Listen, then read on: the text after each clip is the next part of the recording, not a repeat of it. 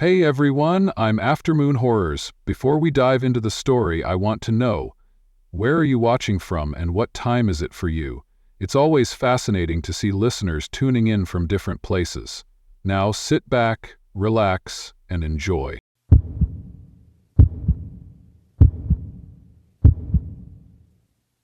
I left my sister's place just after sunrise. The sky, that washed-out winter peach that always makes me feel like I'm driving through a half-finished painting. The air inside my car smelled like stale coffee, and the cold vinyl of the seats, and the heater made this soft rattling sound I'd gotten used to. Highway 212 stretched out ahead of me like one long promise of quiet, and honestly, I needed that more than anything. After the divorce, after months of signing forms and explaining myself to people who didn't deserve explanations, long, empty roads became the only place where my head felt even halfway clear. I remember thinking that this stretch between Forsyth and the turnoff past Rosebud was the easiest part of the whole drive, the kind that didn't ask anything of me. I told myself, yeah, this is good, this is steady, this is exactly what I need right now. And for a while it was, or at least, that's what I kept telling myself, the way you do when you don't want to look too closely at the cracks in your own thinking. By late morning, the wind picked up, that dry, papery kind of cold that slips through the smallest seams, and I cracked the passenger window just enough to keep it from whistling. The radio offered nothing but static between bursts of country songs I'd heard 1,000 times, so I shut it off and hummed to keep my thoughts busy. I passed mile marker 88 and didn't think anything of it, other than noticing the dent in the post and the way the reflective sticker had peeled in a perfect crescent. Normal road stuff. The kind of detail you clock without meaning to. 20 minutes later, though, the land dipped and rose the same way it had before, and when the green sign came into view again, my hands twitched on the wheel. Same number, same dent, same crescent of peeled reflective tape catching the weak winter light. A glitch, I told myself. Maybe I misread the first one. Maybe there were two markers, or the state hadn't updated them. My lips felt dry, cracking at the corners, and I tasted a faint metallic tang like I'd bitten my tongue without noticing.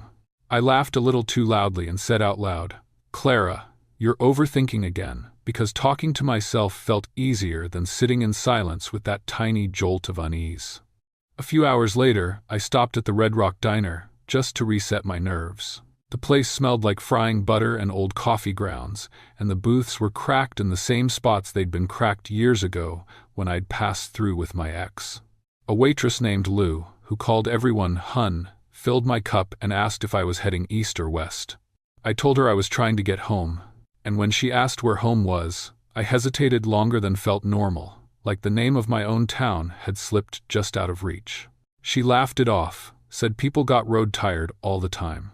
I nodded and tried to ignore the way my stomach tightened, the way a faint popping noise came from the radio in my car even though I'd taken the keys out. When I walked back outside, the wind slapped my face sharp enough to make my eyes water, and for a moment I wondered if the cold alone was messing with my head. I held on to that thought like a lifeline, the way you do when everything else starts feeling too loose. By mid-afternoon I was back on Highway 212, telling myself I'd feel better once I saw the next few markers pass in a normal sequence. 86, 87, 88. Easy. But the GPS on my phone kept redrawing the route, that quiet little buzz and the phrase recalculating flashing across the screen again and again. I muttered that reception out here always sucked, and that it didn't matter because I knew this road without needing instructions.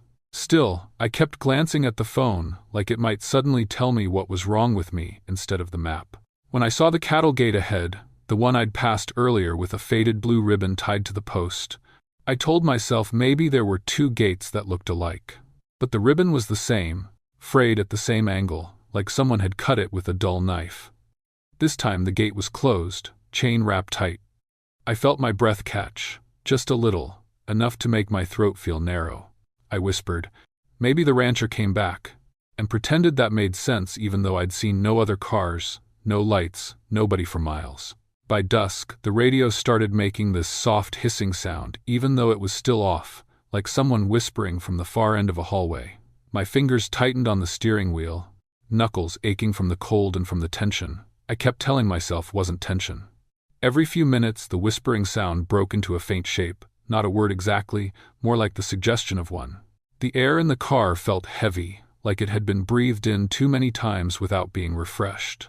When I finally turned the radio on, just to drown whatever noise it was trying to make, the static twisted around my name, not clearly, not fully, but enough that I felt the muscles in my shoulders pull tight, enough that my palms went damp despite the cold.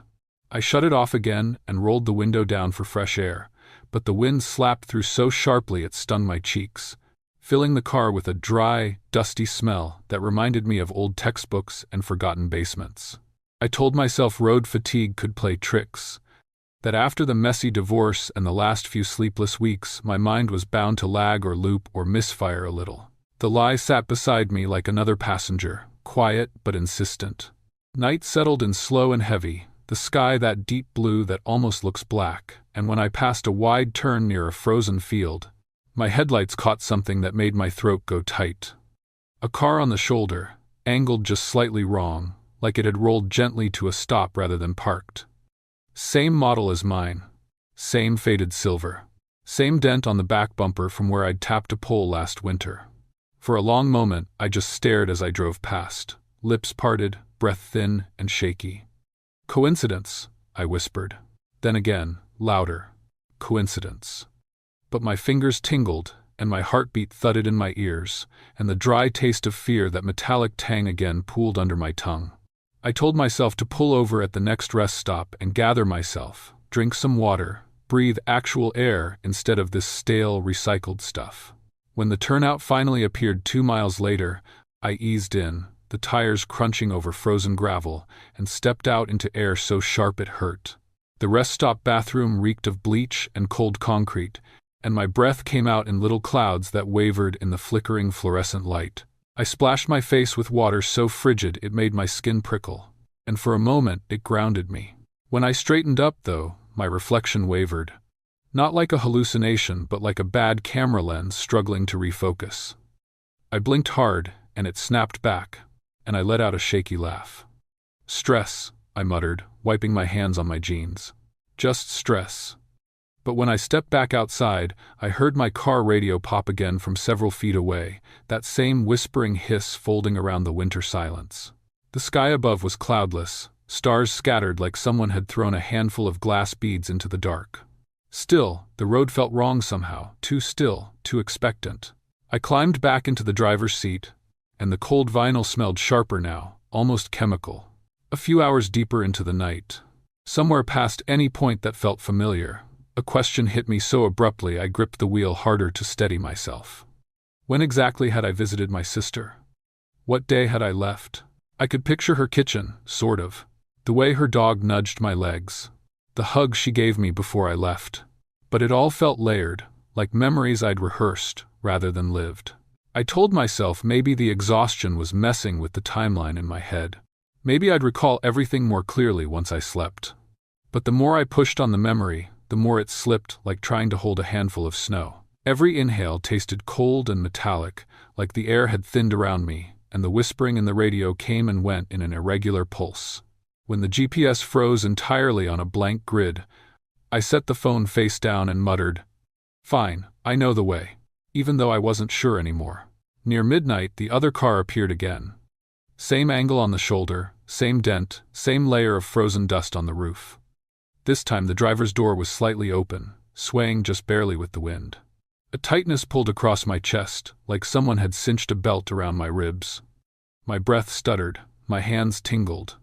Without thinking, I slowed to a crawl. The headlights fell across the cracked rear window, smeared by frost. I whispered, "Don't stop." And then I stopped anyway, tires crunching over ice. The cold hit me the moment I stepped out, slicing through my jacket, making my eyes water. My boots slid a little on the thin ice near the shoulder, and the wind carried the faint smell of distant cattle mixed with something older, something almost metallic.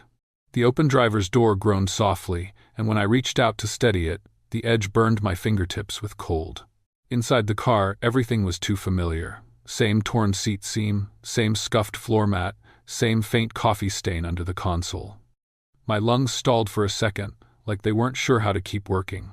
I forced myself to breathe, slow and deliberate, even though each inhale scraped my throat raw. The glove box hung slightly open, and without meaning to, I reached for it.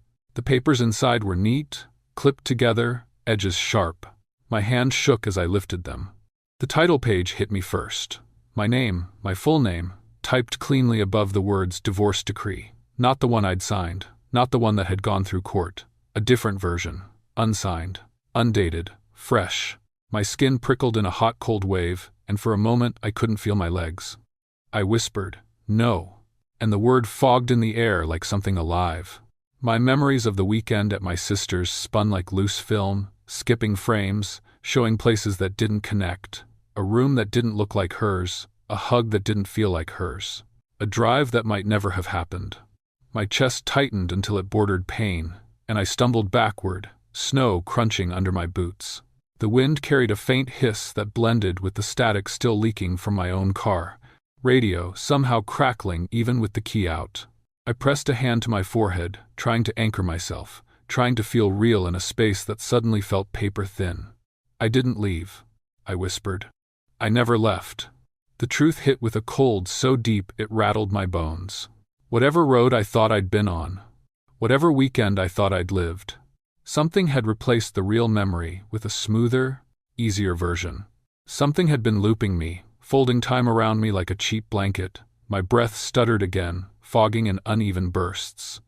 I backed toward my own car, knees weak. When I climbed into the driver's seat, the smell of cold vinyl filled my lungs again, sharper now, almost sour. The wind rattled the loose seam in the passenger window, and the radio hissed my name one more time before falling silent. The GPS flickered, screen briefly lighting up with a map that made no sense, a pattern of roads that didn't exist. Then it blinked out entirely. My hands trembled on the wheel, and when I finally forced myself to look ahead, the green glow of a mile marker reflected in the headlights. Same dent, same peeled crescent, same number. 88. Approaching again, I shifted the car into drive, because sitting still felt like sinking, and the road seemed to wait for me, patient and endless. The cold air tasted metallic on my tongue, my breath caught shallow in my throat, and something deep inside me whispered that turning back wouldn't help, that maybe there was nowhere to turn back to. I tightened my grip on the wheel until my fingers hurt and whispered, "I'm not done yet," because doing nothing felt worse than driving into whatever waited. And the mile marker kept getting closer. Before we jump into the next story, please like the video and subscribe to the channel. We really need your love and support. It means the world to us, and you're the reason this channel keeps going.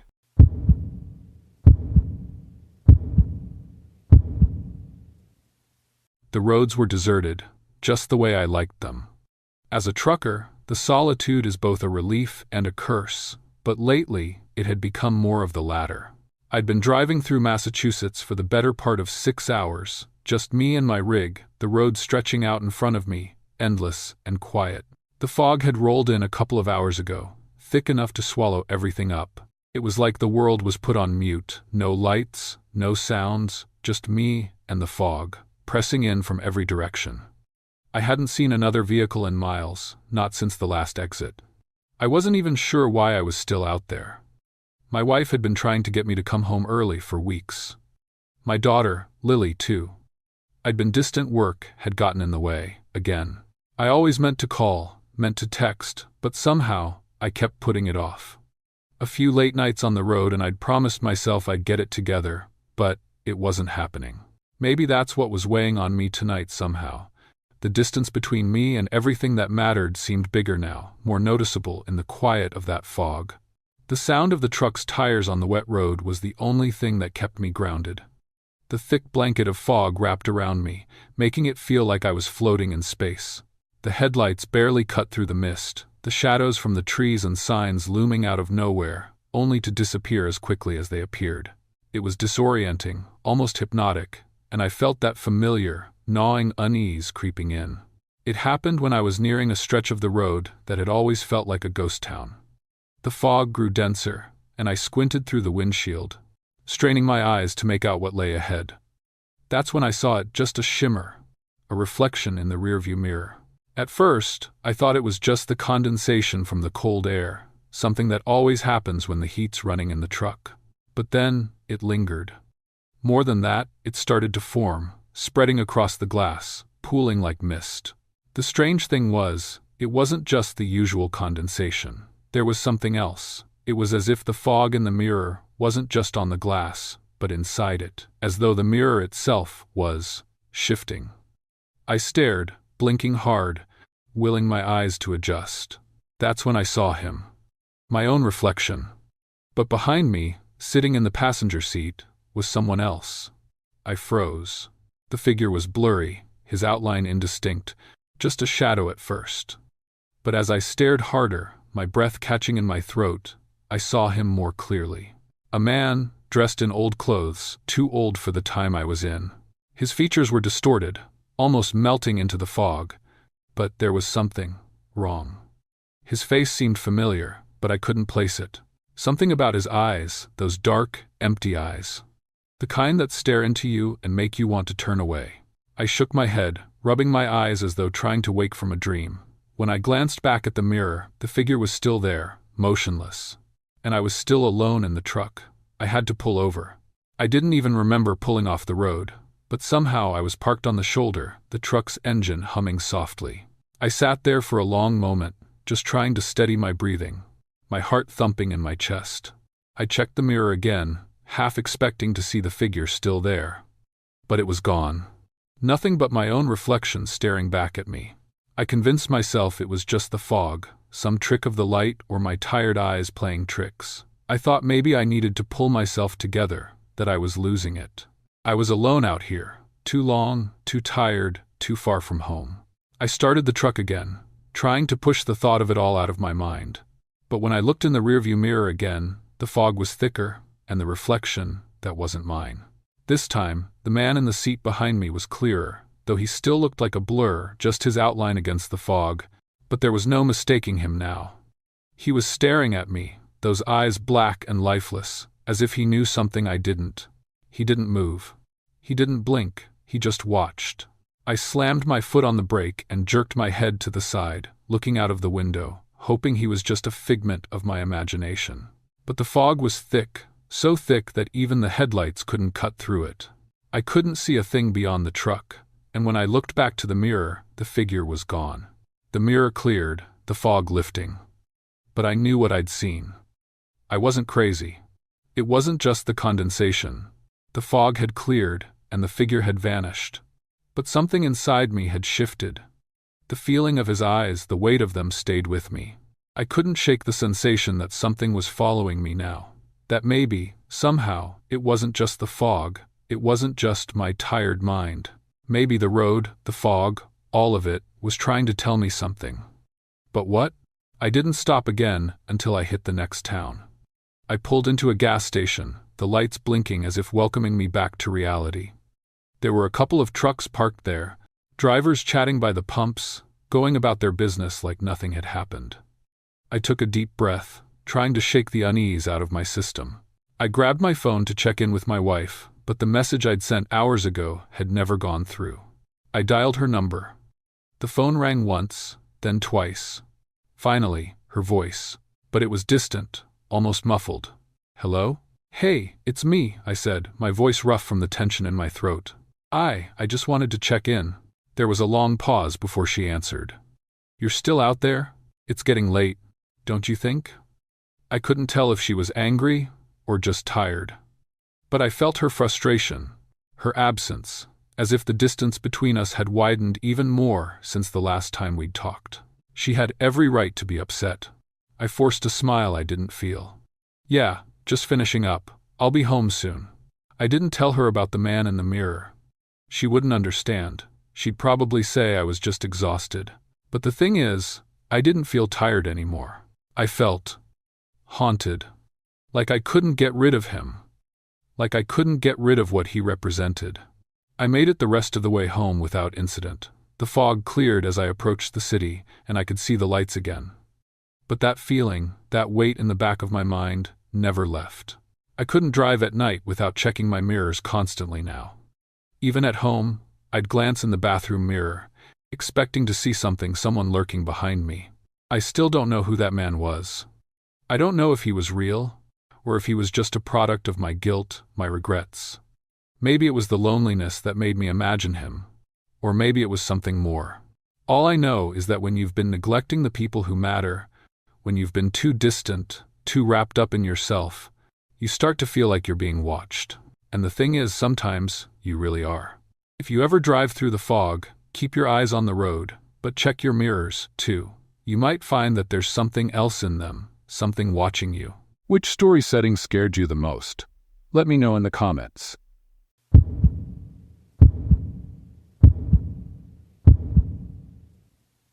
I was on Interstate 81, somewhere north of Roanoke, the highway stretching out like a white ribbon under a sky the color of bruised metal. The snow had been falling for hours, fat flakes sticking to my windshield, blurring the lines between road and shoulder. I was 42 then, a trucker more than a man, living out of my rig with the same routine day after day, the isolation wrapping around me like a familiar coat. Nights were the worst, the long stretches of road where nothing moved except the rhythmic thump of my tires against the slick asphalt. I had left a half-eaten sandwich in the cup holder and a thermos of black coffee that had gone cold hours ago. That was when I first noticed the other truck. Nothing remarkable at first, just a pair of headlights in my mirrors, but there was a rhythm to it. The way it mirrored every turn I took. A ghostly reflection in the night. I told myself I was tired, that I'd just been thinking too much about what had happened 2 years earlier, the accident, the kid who didn't make it, and the gnawing guilt I carried like a stone in my chest. The snow made the world feel smaller, enclosed, like I was driving through some frozen tunnel that ended nowhere. At first, I thought the truck behind me was just another driver lost in the storm, trying to keep pace. But as I glanced in my mirrors again, it was too close, too deliberate. I took the next exit, expecting the truck to pass me, but when I reached the deserted rest stop, there it was, headlights off, idling silently near the pumps. No one around, no sounds but the wind scraping snow along the asphalt and the echo of my own breathing. I sat there for a while, hands gripping the steering wheel, the engine ticking as it cooled. My heart thumped, not the tires, and I told myself I was imagining things. But when I opened the passenger door to stretch my legs, the smell of diesel hot, metallic was strong in the cold air, and I could swear the truck was closer than it had been before. I slammed the door, jumped back in, and locked it. I told myself I was being paranoid. I told myself the guilt had finally cracked something inside me. The first oddity that really shook me happened an hour later. I had rolled back onto the highway, the other rig tailing me with a patience that was almost conscious. I reached for the CB, static crackling before I keyed the mic. "Anyone out there?" I asked, keeping my voice low. Nothing but a hiss. I laughed quietly, a hollow sound, and leaned back. That's when I saw it, a small, hand-drawn sticker on my dashboard, one I didn't put there, a crude sketch of a figure standing in the snow, eyes dark and empty. I didn't have kids, hadn't seen anyone around my rig in months. I checked the glove compartment, my jacket pockets, even the little map holder. I hadn't touched anything since Roanoke. It was just there, on the edge of my vision. I tore it off and tossed it out the window, but I could feel the eyes in that sketch, lingering, a gaze that refused to leave me. By the next rest stop, the snow had thickened, and the world outside was silent except for the muffled crunch under my tires. I stopped at a diner, one of those old highway joints where the neon buzzes so softly it feels like it's underwater. I told the waitress about the truck, half laughing, half serious. She frowned and shook her head. "You've been driving too long, hun," she said. "Nothing out there but snow and empty road. You're just tired." I left with my coffee untouched, shoulders tight, the thump of my tires echoing in my ears again as I rolled back onto the highway. I wanted to believe her, but I couldn't shake the feeling of being watched, mirrored, measured. I tried calling my wife, just to hear a voice that felt human.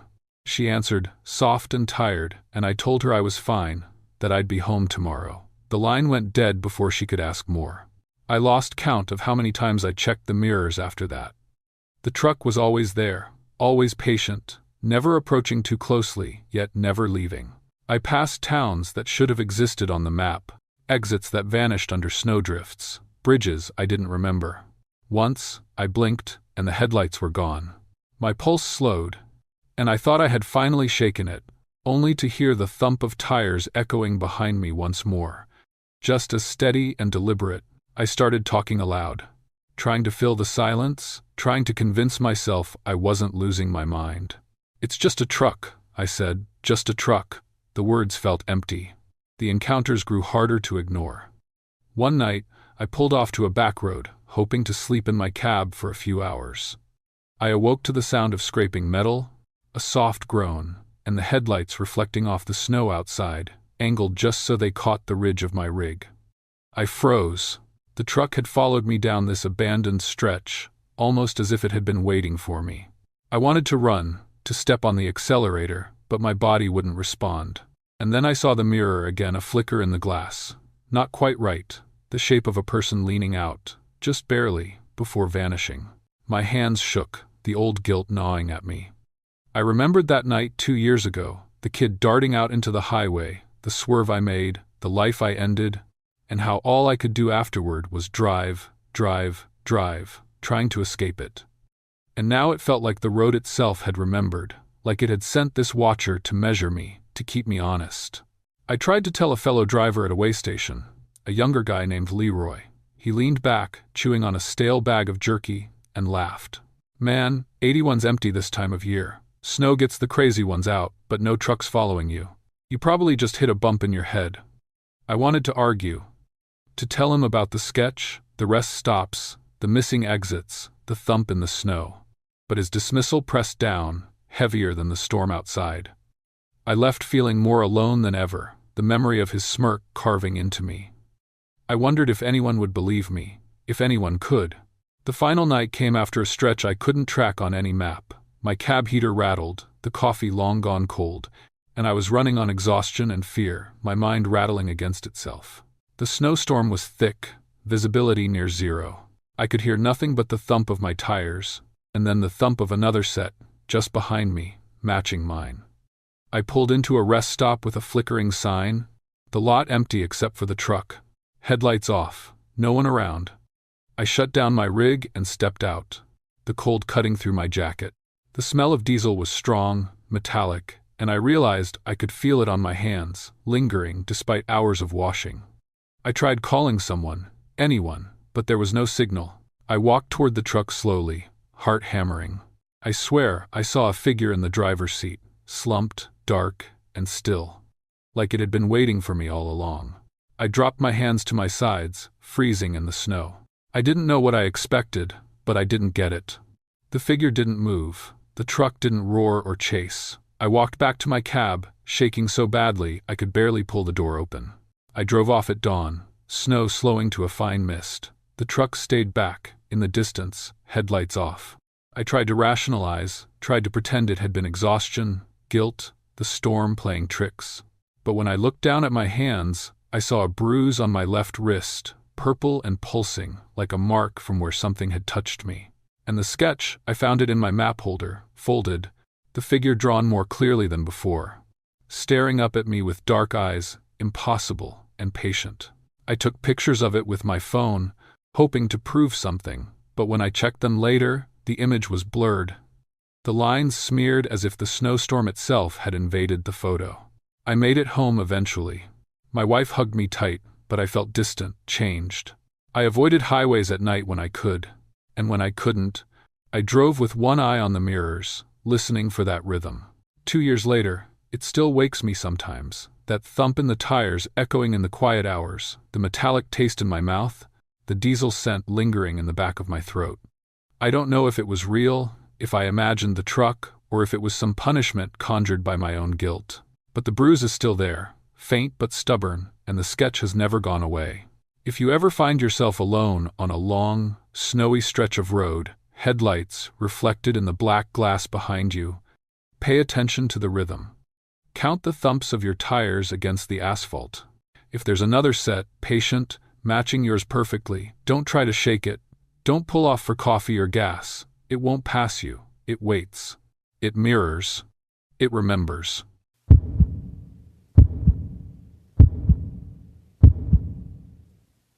The van's heater sputtered, long enough to make the edges of my gloves sweat, then catch the chill again when it clicked off.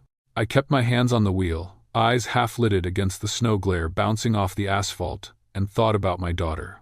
She'd been asleep in her crib when I left, her tiny fists curling around the soft edge of her blanket. Just thinking about her made the ache in my shoulders worse, like a pulled muscle I couldn't shake. The dashboard clock read 8:37 p.m., blue light against the dark cabin. And I thought about coffee but didn't dare stop. The routes piled up, and I had a promise to keep. The road stretched ahead in smooth curves, snow crunching under the tires, wind biting the cabin edges despite the heater's weak push. That's what I liked about this stretch, long enough to forget everything else, quiet enough that even my thoughts felt slowed, measured. Nothing ever went wrong out here. By 9:15, I'd crossed the small bridge over the frozen creek. Ice clung to the railings in delicate sheets that shimmered blue under the moonlight. I pressed my gloved palms to the wheel and shook off the creeping tiredness, counting packages, double-checking addresses. That's when I saw him, leaning against the ancient guardrail, one hand gripping a lantern that flickered amber against the snow, his face turned toward the road. Not waving, not moving, just watching. My stomach dropped. A mistake, I told myself. Delivery drivers see drunk hitchhikers all the time. Probably a guy camping, maybe even a worker for the park service. I blinked, rubbed my eyes, tried to focus. By 9:20, I passed the curve, and he was gone. Wind hissed over the hood, loose icicles clicking like fingers tapping against the metal. I exhaled, hard, the icy taste biting at my tongue. By 10, I reached the hairpin turn near the overlook. I slowed, tires crunching through fresh snow, and double-checked the mirrors. Nothing. The moon hung low, casting the snow in pale blue light that made the shadows longer, sharper. Then I caught it again, a figure at the guardrail. Same stance, same lantern flicker, eyes like empty holes. I slammed a hand to the horn, waited for the echo to bounce down the mountain, but nothing moved, not even the snow. My hands trembled, knuckles whitening on the wheel. Maybe it was my eyes, too tired, racing sleep. Maybe a reflection from the snow. I swallowed, sharp, bitter taste, and told myself to shake it off. This road had been my friend for months. I had never, ever been wrong. A few hours later, near midnight, the van's tires left tracks in the fresh snow, and I slowed to stretch. The air hit me, biting through jacket and gloves, smelling like cold stone and pine sap. That's when I felt it. A tap on the back doors. Quick, deliberate. My stomach turned. I froze, one hand on the latch, heart hammering in slow, heavy beats that echoed against the cabin metal. No car behind me, no sign anyone had approached. Just the tap again. I yanked the doors open, breath fogging in the icy air, and the lot was empty. Just my footprints in the snow, leading away from the van. Nothing else.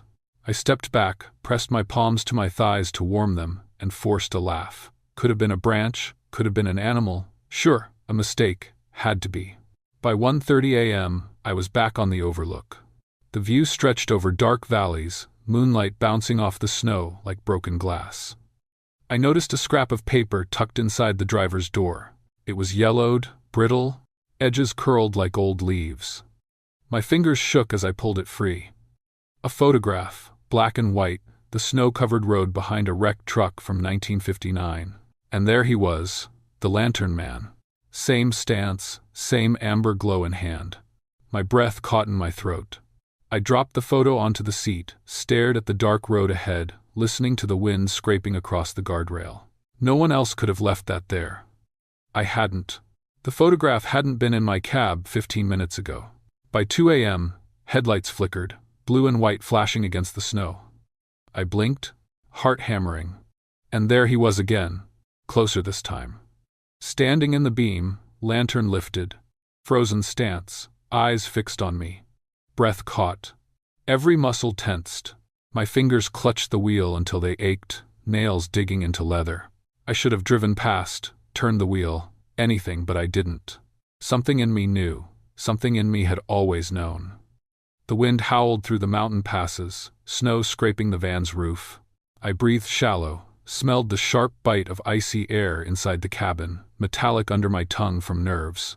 I pulled over, tires crunching into the shoulder snow, engine ticking from cold. The lantern man didn't move, didn't blink. And then it clicked. Exactly where I was stopped, exactly where my van would have slid if I'd stayed on the curve. Too fast, too tired. The snowbank beyond the guardrail, deep and black. My heart slammed in my chest, muscles stiffened. He wasn't there to scare me. Not really. He was there to save me. My stomach turned cold, nausea curling like fingers in my guts.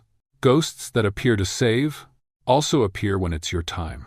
By 3 a.m., I had the van moving again. Every time my eyelids drooped, the amber glow appeared in my mirror. Waiting, watching. I told myself to focus on the road, my daughter's face in the back of my mind, the packages still to deliver.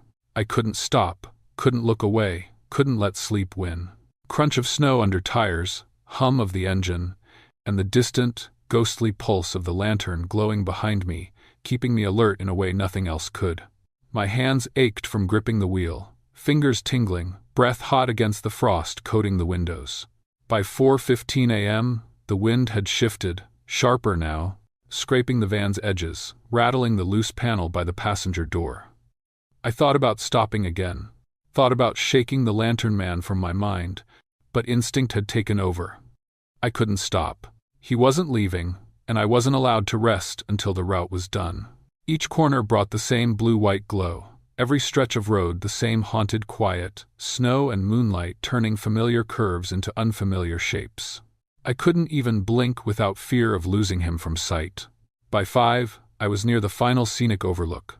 The valley spread beneath me, frosted and silent, frozen creek snaking like a ribbon.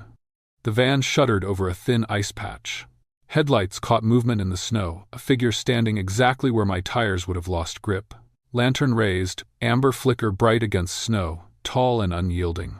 My heart pounded in rhythm with the crunch beneath the tires. I exhaled, long and sharp, wind tearing into the cabin, smelling like iron and frozen earth. I realized then that he had been here all along, watching, waiting, saving. And waiting. By 6:15 a.m., sunlight tried to pierce the valley mist, weak and diffuse. I pulled the van into a rest stop, heater cranked full, coffee sloshing in my cup, hands still trembling, knuckles white. The lantern man was gone, or maybe I just couldn't see him in daylight. I left the van idling, leaned my forehead against the wheel, tasting bitter metal on my tongue, smelling smoke from an old trash bin nearby. He could return any night I drove tired, any stretch of road I misjudged, any curve I took too fast. I wouldn't stop. I couldn't, not with her waiting at home, not with the promise I had made to her. By 7 a.m., the sun had climbed higher, blue-white over the snow, melting edges of frost along the guardrails. The van's engine ticked down as I made the final turn toward home. Packages delivered, route completed, heartbeat finally slowing. And yet, every time my eyelids threatened sleep, every time I felt a fraction of the exhaustion creeping back, I saw the amber glow in my mirror. Waiting.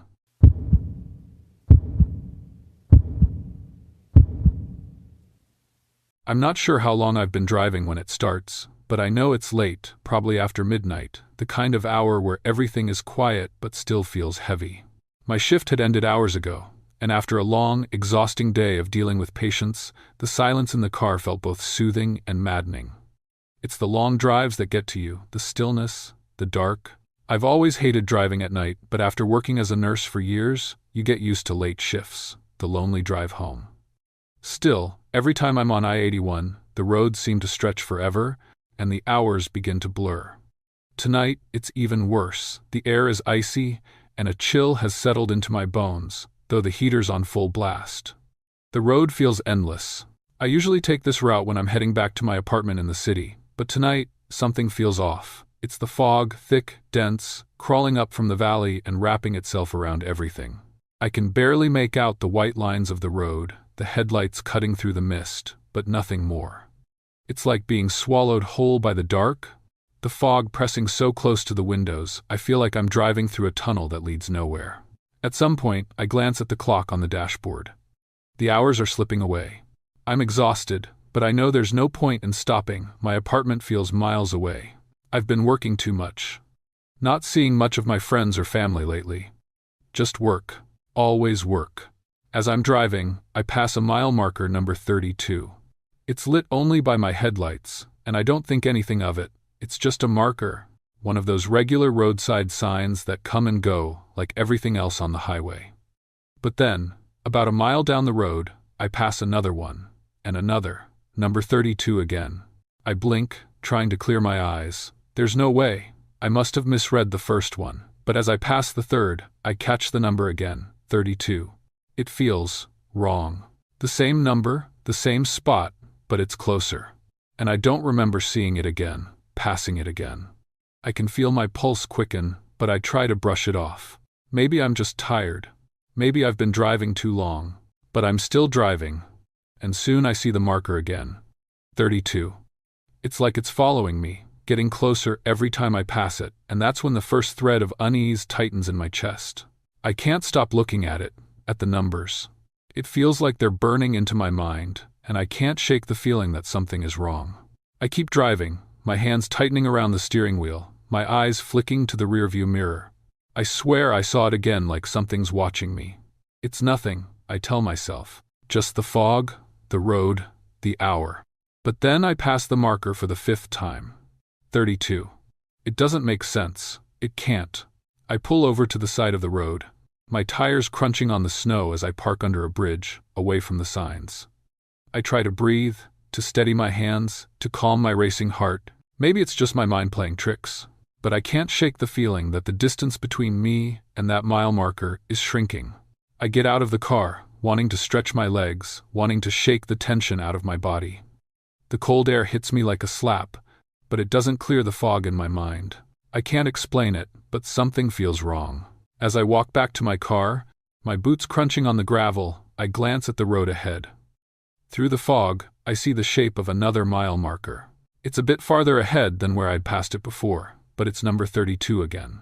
That's when I hear it, a sound in the distance, like something scraping against metal. I freeze. It's coming from behind me. I turn around slowly, expecting to see a truck or a car, but there's nothing. Only the heavy fog, swirling around in the headlights, and the quiet of the night. I can feel my heartbeat in my throat now. Something about this endless repetition of numbers, this sound, it's suffocating. I don't know what I expect to find, but I get back into the car, start the engine, and drive forward again, trying to forget the strange feeling. The road doesn't change. The fog stays thick. The mile markers don't change, either not until the next one. Number 32. Closer. Again. I grip the wheel tightly now, the sweat on my palms mixing with the icy chill. It can't be happening. There's no way this is real. But there it is. The same number, the same damn spot. The marker is too close to the others, too close to what should be the last mile before the exit. I start to feel it, a dread creeping in that feels like it's coming from somewhere deep inside. It's not just the road or the fog, it's something else, something pressing on me, something out of my control. I speed up, trying to get away from it, from the road, from the number 32 that won't stop chasing me. But the further I go, the more I feel like I'm not getting anywhere. It's the same stretch of road, and I know it. I've driven it dozens of times. But tonight, it feels different. Each time I pass the marker, it seems to shrink the distance between us. Like it's moving with me, pulling me forward.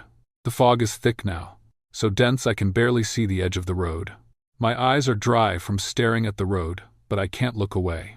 Every time I glance at the rearview mirror, the mile marker is behind me, getting closer. It's like it's haunting me, like I've done something to deserve this.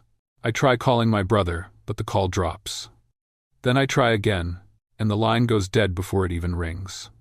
There's no one. I'm alone on the road, alone with the marker that moves every time I pass. I can't stop thinking about the clock on the dashboard, ticking, ticking, ticking. I need to make it. I need to get home. I can't afford to be late. The fog swallows the road ahead. And soon, it's all I can see, this endless stretch, this repetition of the same markers, the same numbers, each one more terrifying than the last. When I finally reach the exit, I make a hard turn, my tires screeching on the icy road. I look in the rearview mirror. There it is, 32, still behind me. But I keep driving, faster now, toward the city, toward home. But that night, as I try to fall asleep, I keep seeing it, number 32, again and again, in the dark of my room, in the corners of my mind. Each time, it feels closer. And when I close my eyes to sleep, I dream of the road, of that damn marker, moving closer. Every night, closer.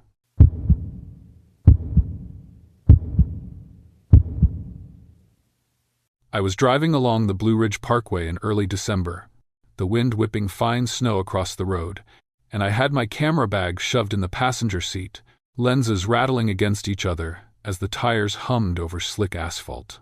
I was 29, restless in ways I couldn't name, freshly out of a relationship that had left a hollow ache in my chest, and the mountains were supposed to be a distraction, a quiet, cold sort of therapy. The roads were empty, the trees ghostly in the fading light, and I'd stopped half a dozen times just to snap pictures of icicles hanging like delicate knives from bare branches. That's when I saw the gas station, small and almost invisible behind a curve, its single flickering light buzzing above the pumps. The building looked decades old, paint peeling, signs swinging slightly in the wind, and there was a strange charm to it that drew me in. I parked and got out, the cold immediately biting through my coat, and noticed the attendant leaning lazily against the counter, polishing a single gas pump nozzle with a rag. He looked up at me, smiled faintly, and I realized he hadn't aged a day since the photographs I'd seen of stations like this in the 1970s. His eyes were sharp, the kind of eyes that saw too much, and his hands moved with careful precision, wiping as though each motion was etched into him.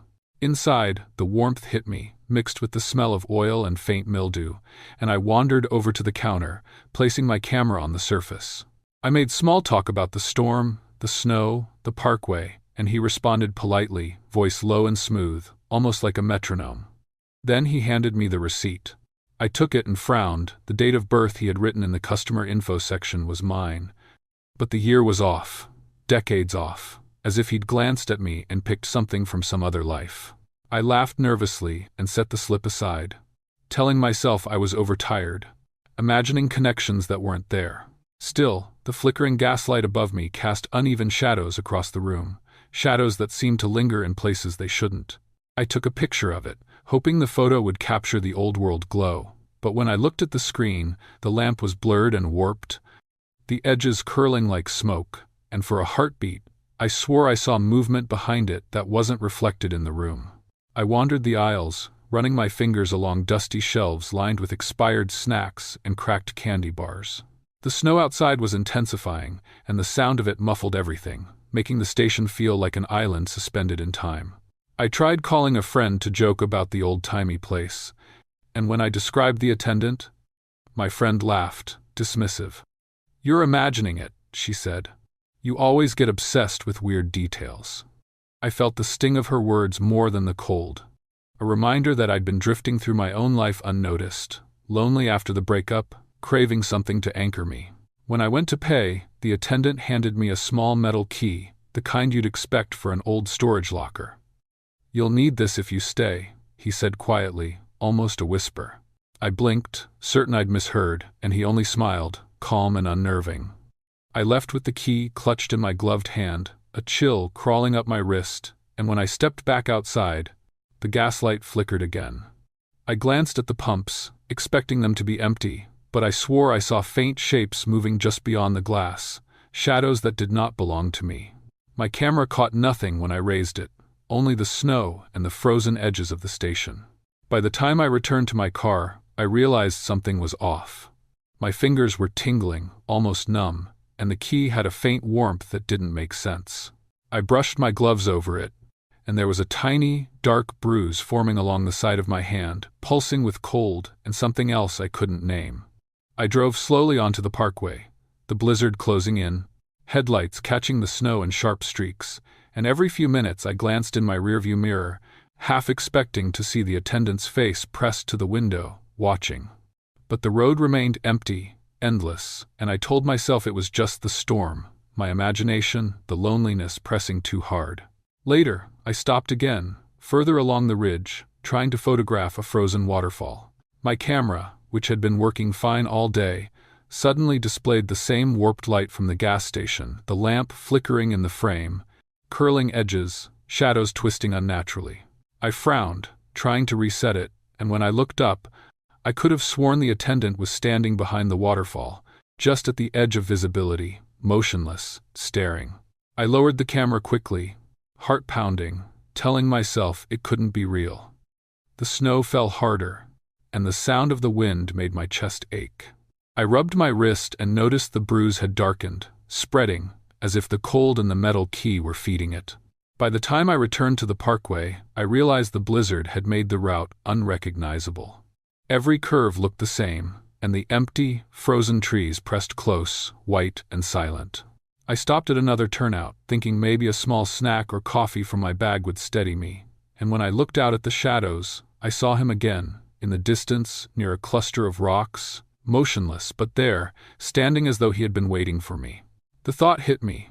Maybe he was eternal, a fixture of the station, the parkway, some looping fragment of time itself. I called the police to report the station, the strange man, even the receipt with the wrong date, but they dismissed me. Snowstorm warnings, they said, nothing out of the ordinary. My voice faltered, heavy with disbelief and isolation. That night, I pulled off at a clearing to sleep in my car. I kept the key on the dash, glancing at it as the snow continued to fall. The gaslight in my memory flickered in sync with the beat of my own pulse. Around midnight, I woke to the sound of metal scraping, faint and deliberate, as though someone or something was walking between the pumps. I peeked through the windshield, and there he was, still the same, untouched by years, turning slowly to face me. His gaze felt endless, eternal, and I could not look away. I shut the car door, locked it, and huddled in my coat, heart hammering, telling myself to breathe, to sleep, to leave in the morning. When dawn broke, the storm had eased, leaving snow heavy and pristine. I started driving back toward the nearest town, but the image of him haunted every bend, every shadow, every flicker of light that caught my eye. I dared not take pictures, dared not stop. Yet the memory of the receipt, the warped photo, and the bruise on my wrist refused to leave me. It was proof, a scar, a tether to something I couldn't explain, couldn't rationalize. I made it home eventually, the parkway stretching behind me like a memory that was both vivid and unreal. I unpacked my camera and found the warped images. Persisted. The light curling, shadows twisting, subtle figures almost imperceptible. The bruise on my wrist remained, faint but stubborn, a silent reminder of that night. I tried to tell friends about the gas station, the attendant, the strange metal key, and they laughed, distracted by holiday plans and everyday concerns, dismissing the experience as imagination or fatigue. I didn't argue. I couldn't. Now, whenever I drive through that region, I glance at old stations along the roadside, looking for the flicker of light, the stillness that doesn't belong. Sometimes I swear I see a shadow just beyond the pumps, waiting, patient, untouched by time, and I feel that same quiet, persistent fear pressing in. I never go inside. I keep my camera close, but I no longer take pictures of lights that flicker too evenly or shadows that linger too long. And if you ever find yourself alone on a snowy stretch of the Blue Ridge Parkway, watch the lamps. If they flicker in a way that never fully illuminates, don't stop, don't approach. The attendant is waiting, patient, eternal, and you may see something you cannot unsee.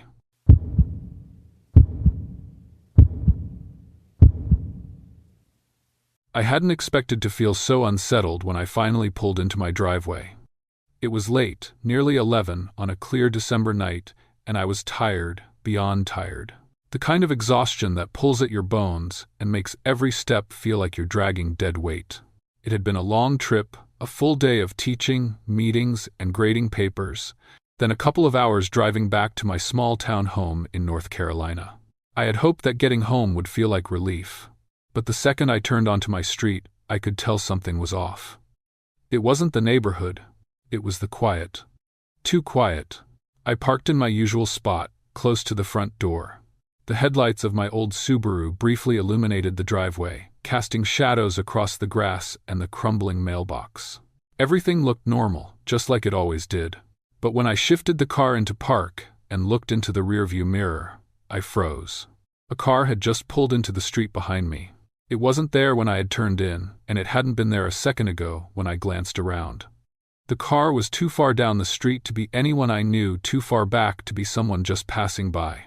But what stood out to me more than anything was the way it mirrored my every movement. I shifted in my seat, and the car did the same. I reached for my door handle, and its lights blinked, as if the driver had done the same. I told myself it was nothing. Just a coincidence, I thought. Maybe someone else coming home. I reached for my keys, grabbed my bag, and stepped out of the car. But as I walked up the short path to my door, I glanced over my shoulder. The car was still there, still parked in the exact same spot, and its headlights glowed faintly against the dark. The air felt colder as I unlocked the door, pushing it open slowly. I tried to shake off the unease creeping up my spine. It was a small town. I lived on a dead-end street. People drove by. This wasn't a big city. I couldn't stop looking out the window as I set my bag down. I didn't want to, but I had to. The car hadn't moved. The same headlights stared back at me from the end of the street, and the light from the window reflected against its glossy surface. I thought I saw a figure inside, just a shadow, but when I blinked, it was gone. My heart skipped a beat. I told myself I was just tired, but the longer I watched, the more my skin began to crawl. There was something about the way the car sat there. I didn't know the model, but it looked old, like it hadn't been driven in years. The headlights were dim, too dim, and the windows were dark. It was almost like it was waiting. I picked up the phone, not thinking much about it, and dialed my friend Tom, even though it was late. No answer. The voicemail picked up after 3 rings. I left a message, barely audible. "Hey, just got home. Weird car outside my house. Thought you might know if anyone's around. Call me back, please." I walked away from the window, trying to distract myself. The house felt empty, as always, but tonight it was different. I kept hearing the faint sound of something outside scratching, like something was against the window. But when I opened the blinds, nothing was there. Only the car. Sitting, waiting. After an hour, the headlights were still on. I couldn't take it anymore.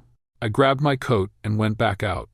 The chill bit through the thin fabric, and the street was eerily silent. I walked down the driveway toward the car, every step dragging, a heavy weight pulling at my chest. As I got closer, I could feel my pulse quicken. The car was so close now, only a few feet away. I stared at the darkened windows, hoping to catch a glimpse of the driver, but there was nothing. Not a sound, not a movement. I reached for the door, hesitating for just a moment before I pulled it open. The inside was empty. There was no one in the car. I couldn't explain it. My breath was shallow as I stood there, looking at the car. Why hadn't it moved? Why hadn't the driver gotten out? I slowly backed away, returning to my house as the unease swelled in my chest. But when I reached the door and turned around, the car was still there. And the headlights, they seemed brighter now. More intense, more glaring. It felt like the car was watching me. Inside, I called Tom again. This time he answered, but his voice was muffled, like he was somewhere far away. "What's up, man?" "Tom," I whispered, glancing nervously out the window. "There's a car outside. It's been parked there for hours. It's freaking me out." "What are you talking about?" he asked, sounding half asleep. "You're just tired, man. Go to bed." But it wasn't just that. It wasn't the exhaustion. I was being watched. I felt it in my gut, in my bones. I had to get rid of that feeling, so I said goodnight and hung up. I tried to sleep. I tried so hard, but I couldn't. Every time I closed my eyes, I saw the headlights. Every time I looked out the window, I saw the car. It stayed there all night, and in the morning, it was gone. I didn't sleep much the next few nights, and every time I pulled into my driveway, my gaze would automatically flick to the street behind me. I told myself it was nothing, just a figment of my tired mind, a bad night, and nothing more. But the fear stayed with me, and even after a week, I couldn't shake it. And then it happened again. One night, I came home from dinner with friends. I was distracted, laughing with them in the car, but when I got out of my Subaru, I saw the headlights. They were parked again, just a few yards behind my house. Not too close, but close enough to make my skin crawl. I ran inside and locked the door behind me, looking out the window. The car sat there for hours, but this time, it didn't just sit still. I watched the lights blink on and off intermittently. The same car, the same weird movements. Almost like it was teasing me. I've been paranoid ever since. Every time I leave, every time I come back, I check the mirrors, I look through every window, but there's never anyone in the car, and still, it returns. Some nights I swear I hear the sound of its engine idling just outside my window, but when I look, it's always gone. and in the morning, there's nothing but the emptiness of the street. The fear hasn't gone away, it never will. I don't sleep well anymore. When I drive home, my hands are always clenched on the wheel, my eyes darting to the mirrors. I don't know who it is, or why they keep coming back. But I know they're watching, and that's enough to make me keep checking, to make sure they're never in the driveway when I walk back inside.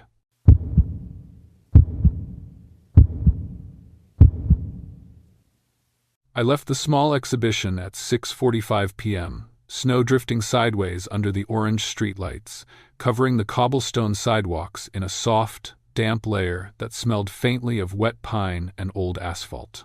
My car sat half buried at the edge of the museum lot, heater rattling, frost edging the windows, and I ran my gloves over the wheel, feeling the worn leather under my palms.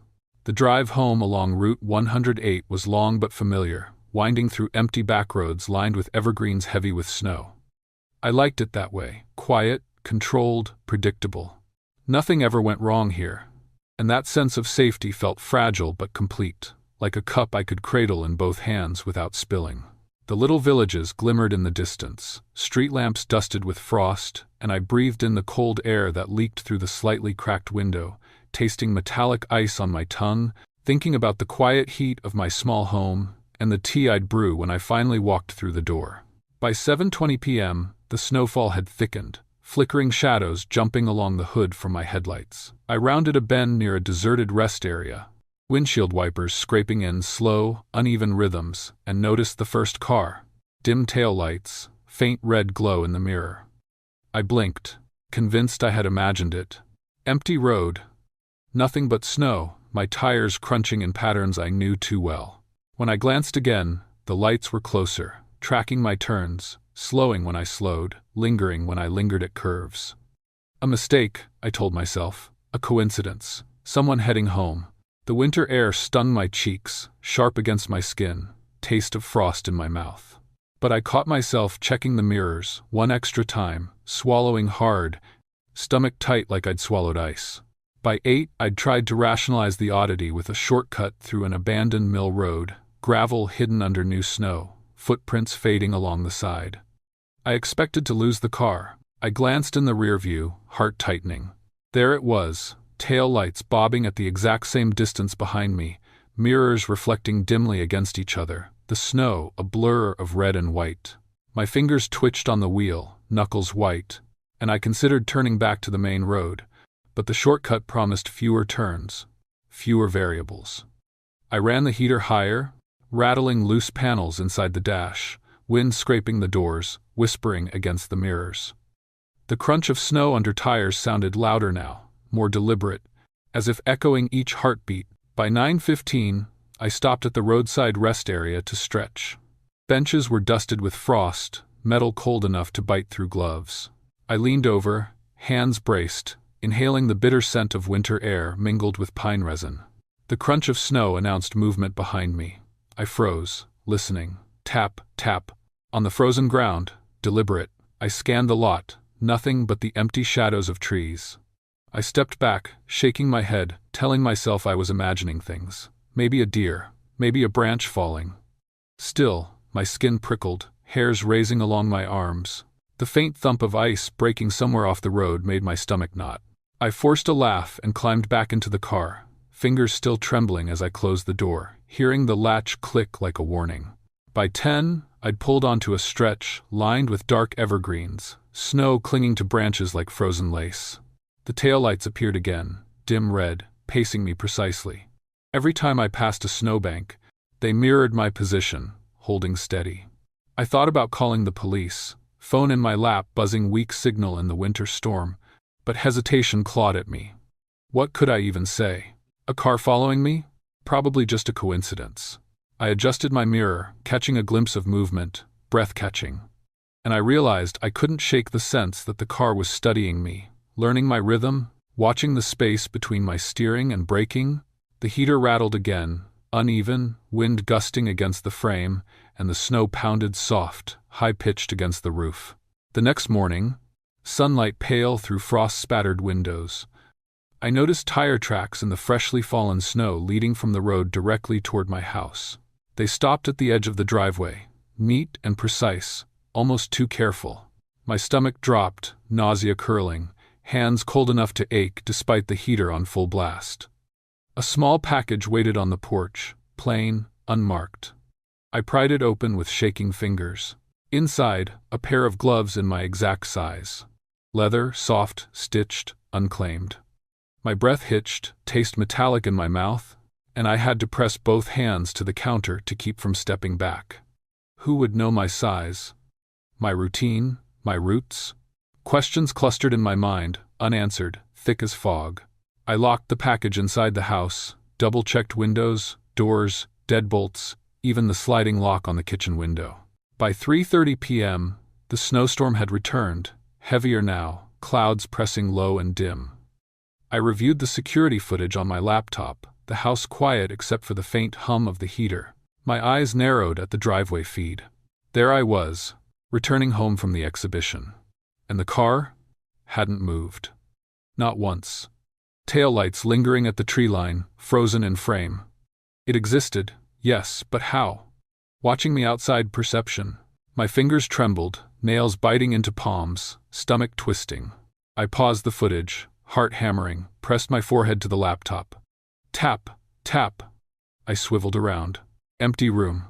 Just the snow pressing against the windows. I whispered, muttered to myself. Maybe I imagined it. Had to be. By 6:30 p.m., the day had grown dark again, street lamps flickering along the main road to my village. I drove cautiously, checking mirrors every half-turn, gripping the wheel until the leather rubbed my palms raw. Every snowbank, every bend, I expected to see the lights. And there they were, once more, paused behind me, unmoving, in the snowy shadow, just at the edge of the woods. The crunch of my tires on frozen ground sounded different now, hollow, like they echoed too far, too empty. The heater rattled, faintly, like the car was warning me. My cheeks stung from the bitter air leaking through the cracked window, tasting ice, metallic, biting. I told myself to breathe, to focus, to keep moving. By 8 p.m., the village lights flickered against snow, houses dark, smoke curling from chimneys. I pulled into my driveway slowly, hands still white on the wheel, heartbeat pounding, tasting the sharp sting of frost. I shut the engine off. Silence. The world narrowed to the house, the small rectangle of light inside, the snow crunching under boots and paws of unseen wildlife. And then taillights. Red glow through the trees at the edge of my property. Paused. Watching. I locked every door, checked the windows, every bolt, every sliding lock. Safe? I didn't feel it. Every sense stretched taut. I pressed my back to the door, tasting metallic fear, listening to snowdrift, hearing nothing but the faint scrape of ice somewhere beyond the glass. And the lights stayed. Waiting. By 9 p.m., I had convinced myself I was ready to call it a night, tea cooling on the counter, blanket over my knees. But even under layers, my hands shook. The taillights lingered, reflected faintly in the frost on the windows, red and unwavering, just outside, still studying the perimeter, still measuring. I didn't move. I couldn't. And I wasn't going to wait around to see what happened next.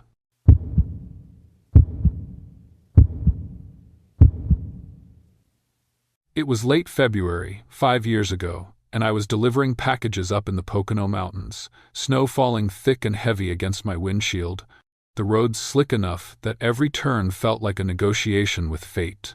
I was 35, anxious and bone-tired from a long week of early mornings, living out of my van more than my own apartment, and carrying around a guilt I'd never shaken from a childhood accident that left my cousin in the hospital and my family fractured. I told myself I'd moved past it, but sometimes at night, I could hear the scrape of metal, the squeal of brakes, and the screaming that I thought I'd left behind in the snow-covered fields of my youth. That evening, the back roads seemed endless, a frozen maze of bare trees and drifting snow, and the world was quiet except for the tires crunching over ice. I took a wrong turn, or maybe it wasn't wrong, and found myself on a narrow lane I didn't recognize, tire tracks leading ahead of me and none behind. At first, that made me feel relieved. But then I noticed tracks appearing behind me, new in the fresh snow, following my van exactly, step for step, and I realized I was alone. The first wrongness came when I stopped to check my map. I stepped out, boots crunching against the icy shoulder, and the tracks continued, running perfectly parallel to mine, as though someone or something was matching every movement. I laughed nervously, the sound lost in the wind, and told myself I was imagining it, that the isolation was playing tricks, that the guilt and fatigue had finally caught up to me. I pressed my face against the window, peering into the tree line, and thought I saw a figure crouched behind a snow-laden pine, but when I blinked, it was gone. The cold smelled sharp in my nostrils, metallic almost. Like blood, I hadn't noticed bleeding somewhere, and I rubbed at my wrists, trying to shake the chill. Still, I had the unsettling sense that the forest itself was listening, and that my own voice might carry farther than it should. I got back in the van and drove slowly, the storm thickening, visibility dropping to a few yards. That's when I heard it, my own voice, screaming from somewhere just off the road, echoing through the trees. "Help me!" it yelled, raw and desperate. My hands went to the wheel, cold sweat slicking my palms, and I told myself it had to be the wind, the acoustics, the exhaustion. But then it screamed again, the same words, same inflection, almost perfectly timed with my heartbeat. And I could swear the sound had a weight, a presence, like a shadow moving beside me. I leaned out the window, calling into the white void, my voice trembling. Nothing. Just snow, just silence. I tried to rationalize it, to make sense, but nothing fit. When I finally reached a small clearing, I stepped out again, wanting to stretch, and saw footprints in the snow alongside mine, perfectly matched in size and stride. I traced them with my gloved hand, and noticed they vanished abruptly, just as though they had never existed beyond that moment. My chest tightened, panic bubbling in the pit of my stomach. I thought of the accident when I was 10, the cousin I couldn't save, the suffocating weight of blame I had carried for 25 years, and I felt that same helplessness creeping back, mirrored in the tracks beside me. I ran my hand over my shoulder and found a faint scratch, a small, raw line that hadn't been there moments before, as if the forest had reached out and touched me, leaving a mark. The next encounter came as the storm worsened. Driving, I kept hearing crunching from the tree line, always synchronized with my tires, even when I stopped. I dared not look too closely, terrified of what I might see. When I checked the rearview mirror, I caught movement that couldn't have belonged to a person, the shadow of a figure that condensed and dispersed with the falling snow, impossible to focus on. My van felt like a cage, rattling under me, and I kept muttering to myself, trying to convince myself I was hallucinating, imagining things, letting old trauma and isolation do this to me. But the scratch on my shoulder throbbed, insistent, proof that something had made contact, even if my mind wanted to deny it. By late evening, I'd lost any sense of direction. The road twisted, vanished, reappeared under thick snowdrifts, and the trees leaned close, as if whispering. My breathing was shallow, clouding in the freezing air, and I heard it again, my own scream, louder, closer, almost at the edge of my hearing. I slammed the brakes, and the crunching of footsteps stopped instantly. I listened, heart hammering, chest tight, wind whipping around the van, and I could swear I heard someone or myself moving behind the trees, pacing with deliberate timing. I opened the door, the snow biting through my jeans, and peered into the forest. A faint outline flickered among the trunks, too tall, too thin, perfect in proportion to me, and I thought I glimpsed the reflection of my own terrified expression staring back. I shut the door and locked it, knees weak, gripping the wheel for hours until the storm finally eased. Eventually, I saw lights in the distance, a tiny roadside diner, neon half buried in snow. I drove toward it, relief washing over me, but every curve, every turn, made me flinch, waiting for the echo to return. I pulled into the lot, boots clattering against the wooden steps, and told the waitress about the tracks, the voice, the figure. She smiled politely, shook her head, dismissive. "You've been out in the cold too long, hun. Nothing out there but snow and trees," she said, handing me coffee. I nodded numbly, sipping the bitter warmth, knowing she wouldn't understand, that she couldn't, and feeling the familiar, crushing weight of being alone with this story. I spent the night in a nearby motel, too shaken to drive further. My camera, which I had used to photograph packages along my route, was on the dresser. I glanced at it and noticed an image I hadn't taken, a blur of trees and snow, but the shape of a figure indistinct in the corner, almost my own. When I replayed the photos, The figure shifted subtly, as if moving in place but never leaving. I tried to show the clerk in the morning, and he laughed, brushing it off as a smudge on the lens. My shoulder still ached where the scratch had appeared, faint but persistent, and the echo of my voice from that forest followed me every time I closed my eyes. Whispered over the hum of the heater, over the tick of the clock. I finally made it home, exhausted, carrying parcels that felt heavier than they should, each step a reminder that I had survived something I could neither prove nor explain. For weeks afterward, I avoided back roads, sticking to highways and main streets, yet every time snow began to fall, I felt the presence again, the pacing steps, the mirrored rhythm, the scream that was mine but not mine, and I would shiver, touching the faint scratch on my shoulder. I told friends the story in fragments, cautious, leaving out the parts that sounded insane, and most of them nodded politely, eyes glazing over, never remembering later what I'd said. I didn't argue, I couldn't. Even now, years later, when winter comes and the wind whistles through the bare trees, I hear it again. My own voice, distant and desperate, calling from the edge of a back road I will never take, footsteps crunching in time with mine, always matching, always following. I have never returned to the Poconos in February. I keep the bruise from that night faintly marked, a reminder, and the camera images, corrupted and impossible to explain, tucked away in a drawer I rarely open. If you ever find yourself lost on an icy back road and you hear your own voice screaming from the tree line, don't respond. Don't look into the shadows. Keep moving forward. And whatever you do, don't stop, because it may follow in ways you cannot outrun.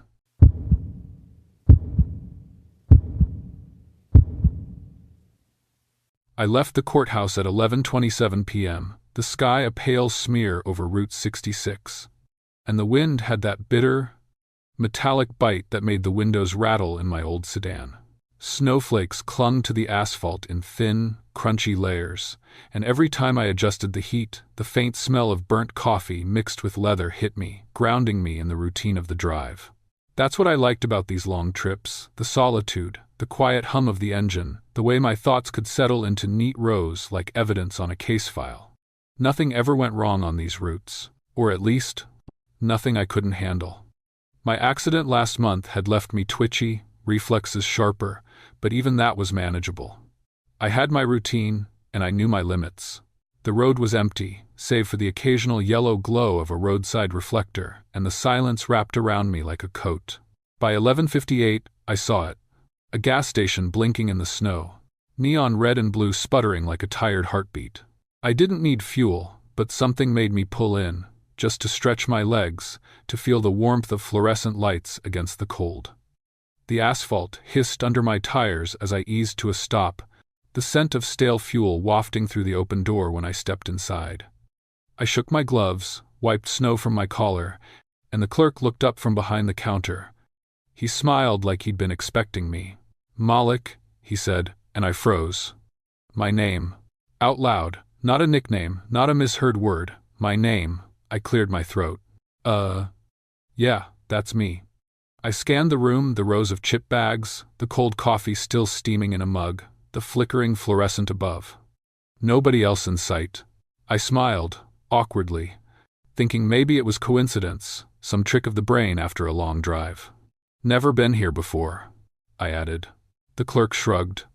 "First time for everything, right?" He didn't offer explanation, didn't miss a beat. But when I set my keys on the counter to grab a pack of gum, I noticed they weren't where I left them a moment ago. I frowned, picked them up, checked my coat pockets, the inside of the glove compartment. Nothing. My keys had been right there, always, and now, a half-second of doubt, of being watched. I filled my tank at pump 3. The nozzle hissed against the tank, ice crackling underfoot, snow crunching with each small step. Across the pumps, a van idled, lights dim, engine humming like a low murmur. The driver's face pressed against the window, but as I glanced, he ducked out of sight. A mistake. Had to be. Someone checking maps. Stranger at the pump. Nothing more. I told myself, long enough to try and convince myself. By midnight 15, I was back in the car, heater rattling unevenly, windows fogging. My phone buzzed. A message from an unknown number. "Don't leave yet." My stomach dropped, Fingers curling on the steering wheel, I checked the notification again. Nothing. I tried to rationalize maybe a wrong number, a delayed alert, but the metallic taste in my mouth, the cold creeping under my jacket, told me otherwise. I drove past the station, headlights sweeping over frozen asphalt, and the van was gone. That was good, right? Safe, normal. But when I glanced in the rearview mirror, the neon blinked faintly in the distance, and a shadow moved just inside the building. I blinked. Gone. My pulse thumped in time with the car heater's irregular clatter. The next morning, by 9:15 a.m., I passed the same stretch again, heading to the way station to check on paperwork. Snow had fallen overnight, soft and undisturbed, except for tire tracks. Leading straight from the gas station, pumps toward the road, no other car had driven this stretch. My pulse stiffened in my throat, and I slowed, tracing the tracks with the windshield wiper, watching each curve, counting the snowflakes caught in the treads. Nothing made sense. No one had arrived after me, yet the prints were there, precise, deliberate. By lunchtime, I found myself across the street at the deserted diner, hoping for distraction, coffee strong enough to clear the fog in my brain. The place smelled like fried grease and ammonia, but I forced myself to sip, to take notes in my little notebook. Time, location, details, habit. I wrote keys moved, van watching, messages missing, prints in snow. I tried to piece it together, but it didn't fit any rational pattern. Maybe I was imagining things, a projection of my anxiety after the accident. I felt ridiculous, even thinking it. That evening, I drove past again. Snowflakes had thickened, hitting the windshield like tiny needles. Frost edged the wipers, biting at exposed skin when I adjusted them.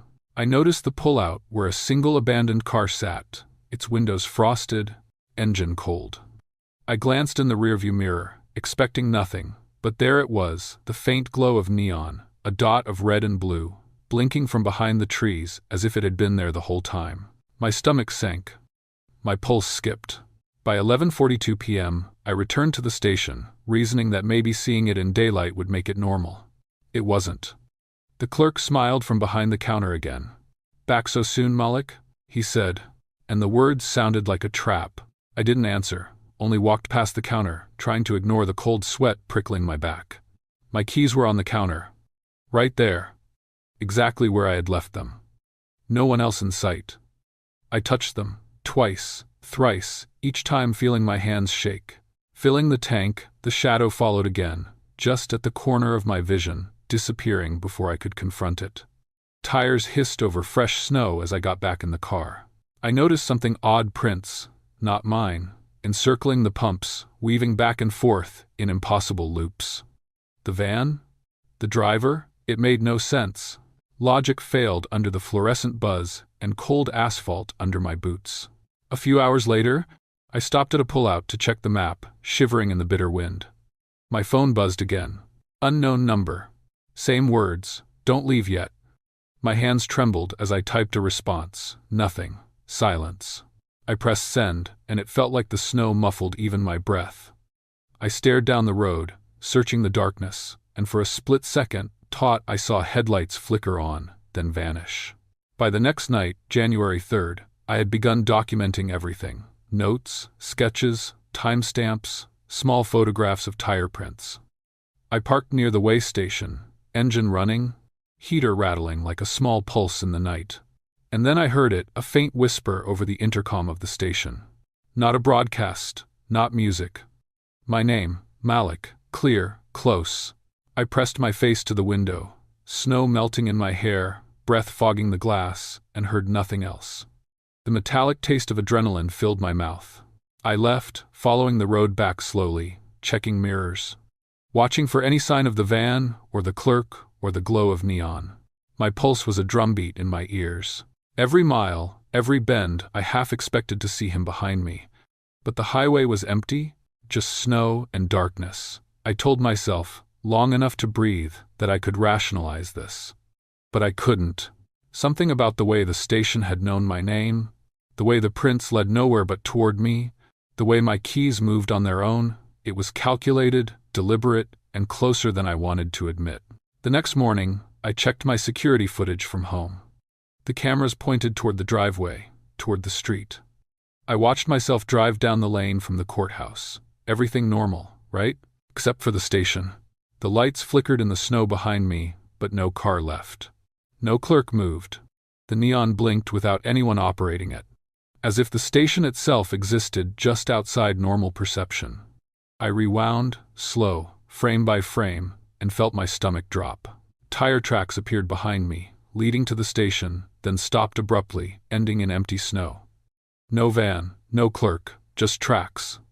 I couldn't explain it. I still can't.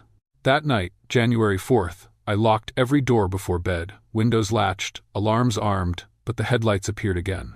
Just outside the edge of the woods, blinking faintly through drifting snow, stationary, watching. I told myself to ignore it. Long enough to convince myself that logic had to prevail. But the hum of the pumps, the faint whisper of my name over static in my head, the prints in the snow, the neon glow in the rearview mirror, they weren't going anywhere. I keep driving, taking routes that are empty, avoiding towns, avoiding gas stations, avoiding pullouts. Every mile, every snowdrift, I see the faint blink of neon behind me, just at the edge of perception. And I know that the station will always be there, waiting, knowing my name, moving through shadows I can't see. Standing at the edge of roads I thought I understood. Every decision feels observed, calculated, and somehow, no matter where I go, it follows. I don't stop anymore. I drive through storms, through snow that freezes my fingers against the wheel, through nights when the road bends into silence, through stretches where the asphalt gleams black and empty. And every time I glance in the mirror, there's that faint glow, waiting, patient, silent. I can't tell if it's the clerk, the van, or just the station itself. And honestly, I don't want to know.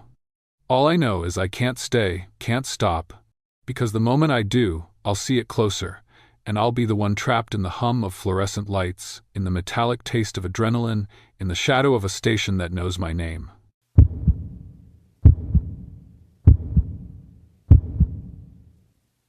I had been driving for hours along Route 16 in New Hampshire, rain slicking the pavement, the windshield wipers thumping in a steady rhythm that was almost hypnotic. I was 31, a graphic designer used to staring at glowing screens and deadlines, and I hadn't realized how much the stress had been eating at me until I found myself alone on the wet, empty road, muscles tight, shoulders stiff, teeth grinding. I rarely left the city unless work demanded it, and now the isolation pressed on me like a weight I could not shift. The headlights cut through pools of yellowish light reflecting in puddles, and I noticed the red glow of a taillight in the distance, too far behind to be familiar, but persistently there, a silent companion I didn't invite. At first, I told myself it was a coincidence, another late-night driver heading somewhere safe. But then I realized I hadn't seen an intersection or a turn, just the same stretch of road, and that tail light mirrored my every move. By the time I reached a small diner that seemed to have survived decades without change, I was on edge. I slid into a booth near the window, my coat dripping, shoes leaving little puddles on the floor. Across the lot, in the rain-darkened parking lot, the same car had followed, engine idling, lights casting long reflections in the wet asphalt. I drank my coffee slow, savoring the bitter warmth, trying to convince myself that the person in the car was just another traveler, harmless, maybe even lost. But every time I lifted my eyes, the red glow was there, staring back through the rain, constant, patient, unblinking. I wanted to call someone, tell a friend to track me, but I felt that anxiety tighten my throat and chest, the same knot I'd carried since I moved out on my own, the same one that made me wary of being alone in unfamiliar spaces. I left the diner with a false sense of courage, the rain hammering against the roof of my car, tires whispering over the slick road. At first, the red glow faded into the night behind me, and I allowed myself to breathe, slow, deliberate breaths. But then I took an exit I hadn't planned on, a small twist in the road to shake the car off, and the tail light was there again, waiting at the curve, exactly where it shouldn't have been. My pulse jumped, stomach turning over, and I felt the cold, metallic taste of fear creeping in, the kind that leaves your mouth dry and your hands slick despite the rain. I pressed the accelerator, heart hammering, but the red glow persisted, dogged, unrelenting, keeping pace even as I switched lanes and dodged side streets. I found myself gripping the wheel so tightly that my knuckles went white. And when I glanced in the rearview mirror, I thought I saw the silhouette of someone slouched at the wheel, head turning with mine, a reflection of my own exhaustion and dread. Hours of driving alone, the storm unrelenting, had left me tense, muscles knotted, mind fraying at the edges. I tried calling my partner, but the signal had vanished miles ago. I stopped at a gas station tucked into the forest, fluorescent lights buzzing, casting long shadows across the lot, and parked near the pumps, the engine still warm. I stepped out, feeling rain soak through my coat, and the car was there. Across the lot, tail light glowing red, engine idling, unwavering. I walked inside, trying to appear normal, shaking, hands clammy, and the clerk barely looked up from the register. I asked if anyone had been loitering, and he shrugged, muttering that he hadn't seen anything unusual. The denial, casual and dismissive, crushed me further, isolating me in a way that felt like the storm had seeped inside my chest. I wanted to tell someone, anyone, but words failed me, leaving only the relentless red glow in my mind. I returned to my car, thinking I could outdrive it, and as I did, I noticed a small bruise on my forearm, dark against pale skin, raised slightly, like a hand had brushed me in passing.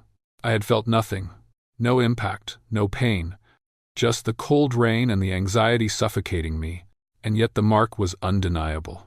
I started driving, hoping to lose the car on one of the small side roads, taking twists and turns, circling town streets, and still it followed, red light reflecting in every puddle, in every window, in every metallic surface, patient, stalking, knowing.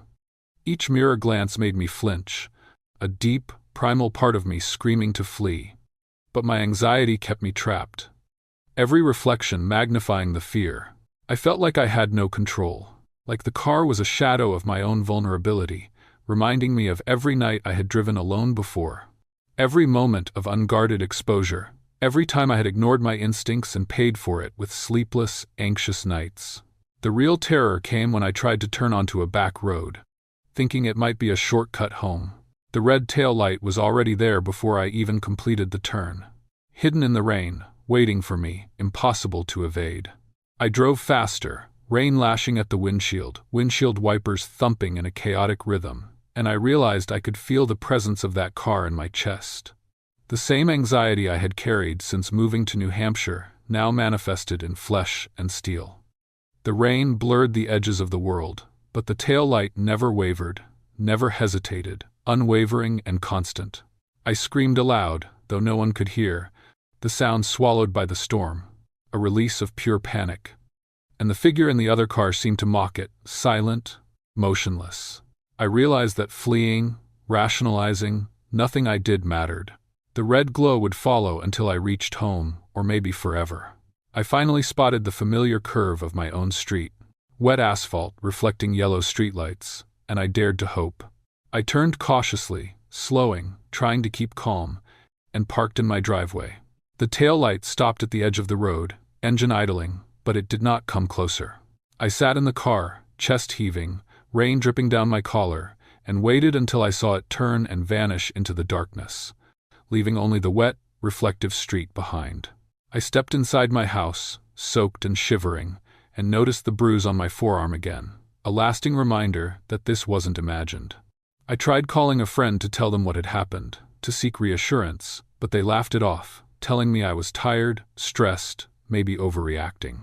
I nodded quietly, knowing they wouldn't understand, wouldn't remember tomorrow, wouldn't see the truth I carried in my chest.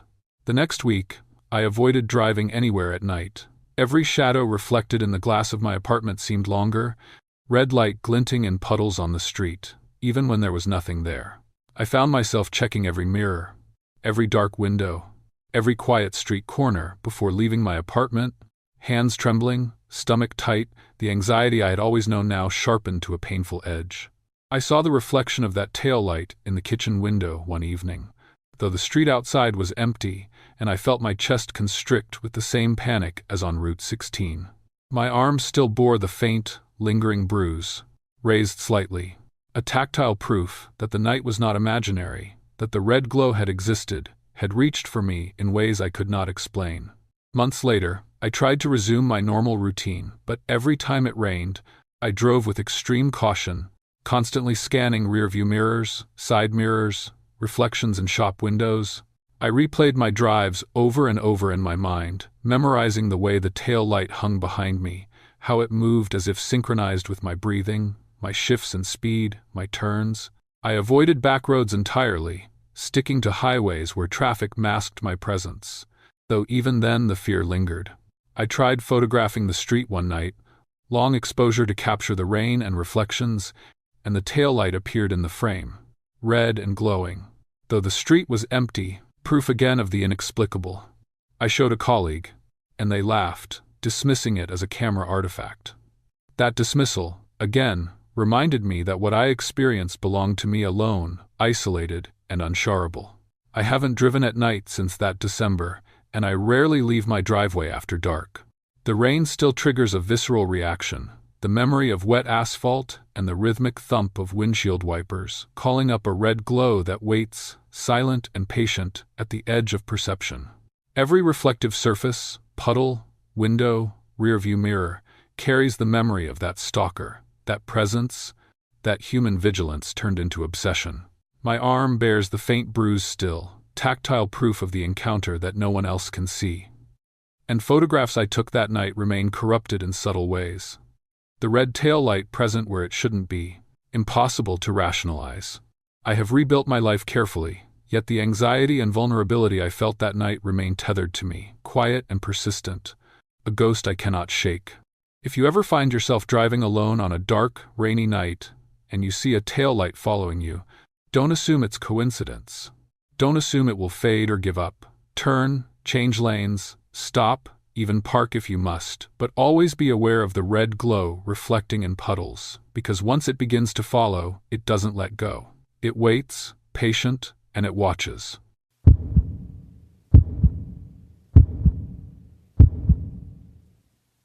It was 8:47 p.m. when I finally shut the studio door behind me, the kind of chill seeping into bones that only Oregon winters can bring. I'd spent the last 3 hours wrestling a vintage oak dresser into the back of my pickup at Mrs. Calhoun's house, windows fogged, boots wet, the smell of sawdust clinging to my sweater. The rain hadn't let up since early afternoon, turning Highway 197 into a dark, slick ribbon flanked by shadows of tall firs. That's what I liked about this town: quiet, slow, predictable. The kind of place where nothing ever went wrong, and the roads felt like extensions of your own neighborhood. I trusted it. I hadn't yet learned that trust could be so easily broken. My hands still smelled faintly of varnish, and the leather steering wheel felt cold under my fingers as I settled in, checked my mirrors, and clicked the headlights on. The drive started normally enough. My GPS, a little older, flickered intermittently, but it was usually reliable along this stretch. Fog rolled off the river beside the road, curling around the bridges and culverts in plumes that caught my headlights and bent them sideways. I could hear the faint squish of wet tires on asphalt, the rhythmic thump of wipers clearing the windshield, and the occasional far-off splash where rain hit puddles and ditches. I sang along softly to a playlist I'd made for long drives, mostly old jazz and blues. It felt cozy, normal. The fog thickened as I approached the curve near Mill Creek, a spot I'd driven a dozen times in the past month without incident. That's when I noticed it. A white van, just beyond the edge of the headlight's reach, emerging from the mist behind me. I blinked, frowned, and tried to rationalize. Maybe it was heading in the same direction, maybe a delivery truck, nothing unusual. I eased into the curve a little slower than usual, and the van accelerated. My stomach dropped, but I shook it off. Coincidence. Long enough to let my rational mind take over. By 9:15, the road had narrowed further, slick with rain and patches of frost forming along the shoulder. I glanced in the rearview mirror again, and there it was, still there, still tailing. Not close enough to touch, not distant enough to ignore. I passed a roadside mirror, mounted above the guardrail to improve visibility, and for a fraction of a second, I caught the van in the reflection. But when I looked directly, it seemed empty. No driver, no movement. My pulse picked up. Maybe it was fog playing tricks, maybe headlights reflecting in the mist. I told myself that, over and over. Maybe it was a coincidence. By 9:30, I was gripping the wheel tighter, leather cold under my palms. Tire marks had begun appearing along the shoulder, shallow grooves cutting through wet gravel as if someone had tried to edge me off the road. I kept checking GPS, but the map glitched here and there, flickering, recalibrating, the blue dot pulsing like a heartbeat in the dim light. My phone buzzed once with a notification. My home number displayed across the screen. Nothing else. I laughed nervously, muttering, "That's weird. No one could know that." I parked briefly at a riverside pullout to make a call, the heater rattling as I dialed. Line went dead. Static. Only static. The van followed me, the entire stretch back to the curve, maintaining that eerie distance, always matching my speed. I kept taking side roads, trying to throw it off, but each time I returned to the main highway, there it was, waiting in the fog. The sense of being watched settled into my bones. I could feel it in the prickling on my neck, in the way my fingers trembled ever so slightly when I reached for the gear shift. By 10 o'clock, I had passed the abandoned lumber mill. Rusted gates, broken windows, a place I'd sometimes use as a landmark to measure distance. Headlights reflected briefly in shards of glass. I thought I saw movement inside too fast to be human, maybe my imagination. I stopped at a small bridge crossing the creek. Water lapped softly against supports, fog curling over the surface. I leaned my head out, tasting the cold air and feeling the spray against my cheeks, listening. Nothing. And yet, when I looked up, the van's headlights were there again, momentarily reflected in the mist over the water, then gone when I looked head-on. I felt ridiculous even thinking it. Maybe overworked, maybe nerves, but my hands were trembling despite myself, and my stomach churned. By 10:30, I was within 5 miles of home. I noticed snow beginning to dust the asphalt, frosting my windshield in delicate, spidery patterns. I tried to ignore the headlights I thought I saw in my mirror, fading in the fog, then absent when I checked directly. The GPS blinked erratically again, and I swore I saw a number flash on the screen, a note in digital form. My own home number. "That's impossible," I muttered, breath caught, cold and metallic in my mouth. I shook my head, tried to laugh, tried to focus on the road. By 11:15, I was practically sprinting along the last stretch of road leading to my house. The van had disappeared, or maybe I had blinked and lost it. I parked in my driveway, the chill of December pressing into my lungs. My keys felt heavy in my hand as I unlocked the door. And then I noticed it, the van, white and silent, idling in my driveway. Empty. Doors closed. Exhaust curling upward in pale spirals. I froze, hands hovering over the lock. A note tucked under the wiper blade. "See you tomorrow." My stomach dropped. I pressed myself against the door, hands shaking enough to make the key turn unevenly. I checked the studio inside, every lock, every latch. Nothing moved. But faint creaks, subtle enough that they could be imagined, echoed across the floorboards. The smell of exhaust lingered faintly, carried in by a draft. I backed away from the windows, heart thumping, listening. The tires crunched outside, slowly, then a pause. Then again, someone circling, waiting. The next morning, I called the local sheriff, but by then the van was gone, and tire tracks had faded into the melting frost along the driveway. I drove cautiously along the highway, eyes on every curve, every reflective mirror, half expecting to see white headlights in the fog. Nothing. Yet I couldn't shake the feeling, the gnawing in my chest. The kind of fear that lingers in muscles and joints, the awareness of an invisible presence just beyond sight. By evening, I forced myself to continue working on furniture in the studio. Sawdust, varnish, routine. But every sound, the squeak of a chair, the creak of floorboards made me pause. Every shadow seemed too long, too deliberate. My phone buzzed again, this time with a text from a number I didn't recognize. "Nice work today. See you tomorrow." I put it down, hands trembling, leather palms slick with sweat and cold. That night, the tires crunched again outside my driveway. I watched from the studio window, fog curling around headlights, reflections in frost-coated glass. My door locked, every window latched, and still the presence was there, methodical, patient. I realized then that safety was an illusion I'd taken for granted. My own routine had been studied, mapped, anticipated. The van wasn't just on the curve. It had been everywhere I went, just beyond perception, waiting for me to slip. Sleep came fitfully. I woke at 2:43 a.m. to a thump at the window, the faint smell of exhaust mixed with frost. My chest felt tight, breath caught in throat. I checked the driveway. Empty. Fog curling over asphalt, and yet I knew it wasn't gone. The van was out there, patient, and it had learned every turn, every stop, every pattern of my life. By sunrise, I had made a plan. Leave, stay with friends, vary my routes. But the image of white headlights in my fogged mirrors clung to me, a phantom I could not shake.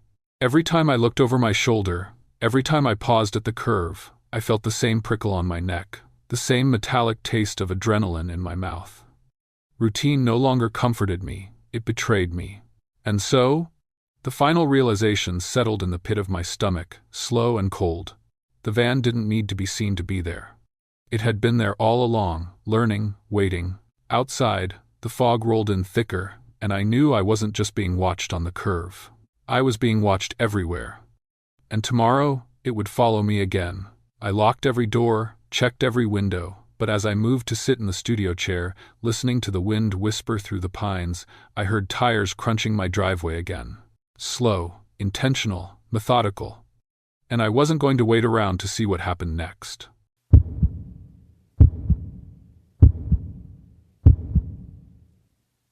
The frost had been gathering on my windshield for nearly 15 minutes when I finally gave up scraping and just let the heater work against it.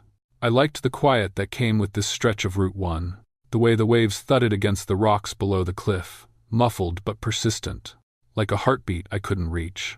I'd been driving home from my sister's in Camden, the roads slick with a sheen of ice, and there was a certain comfort in the monotony. The radio crackled softly with jazz, the leather of the steering wheel, cold under my fingers, the scent of salt water carried in with the gusts from my open vents.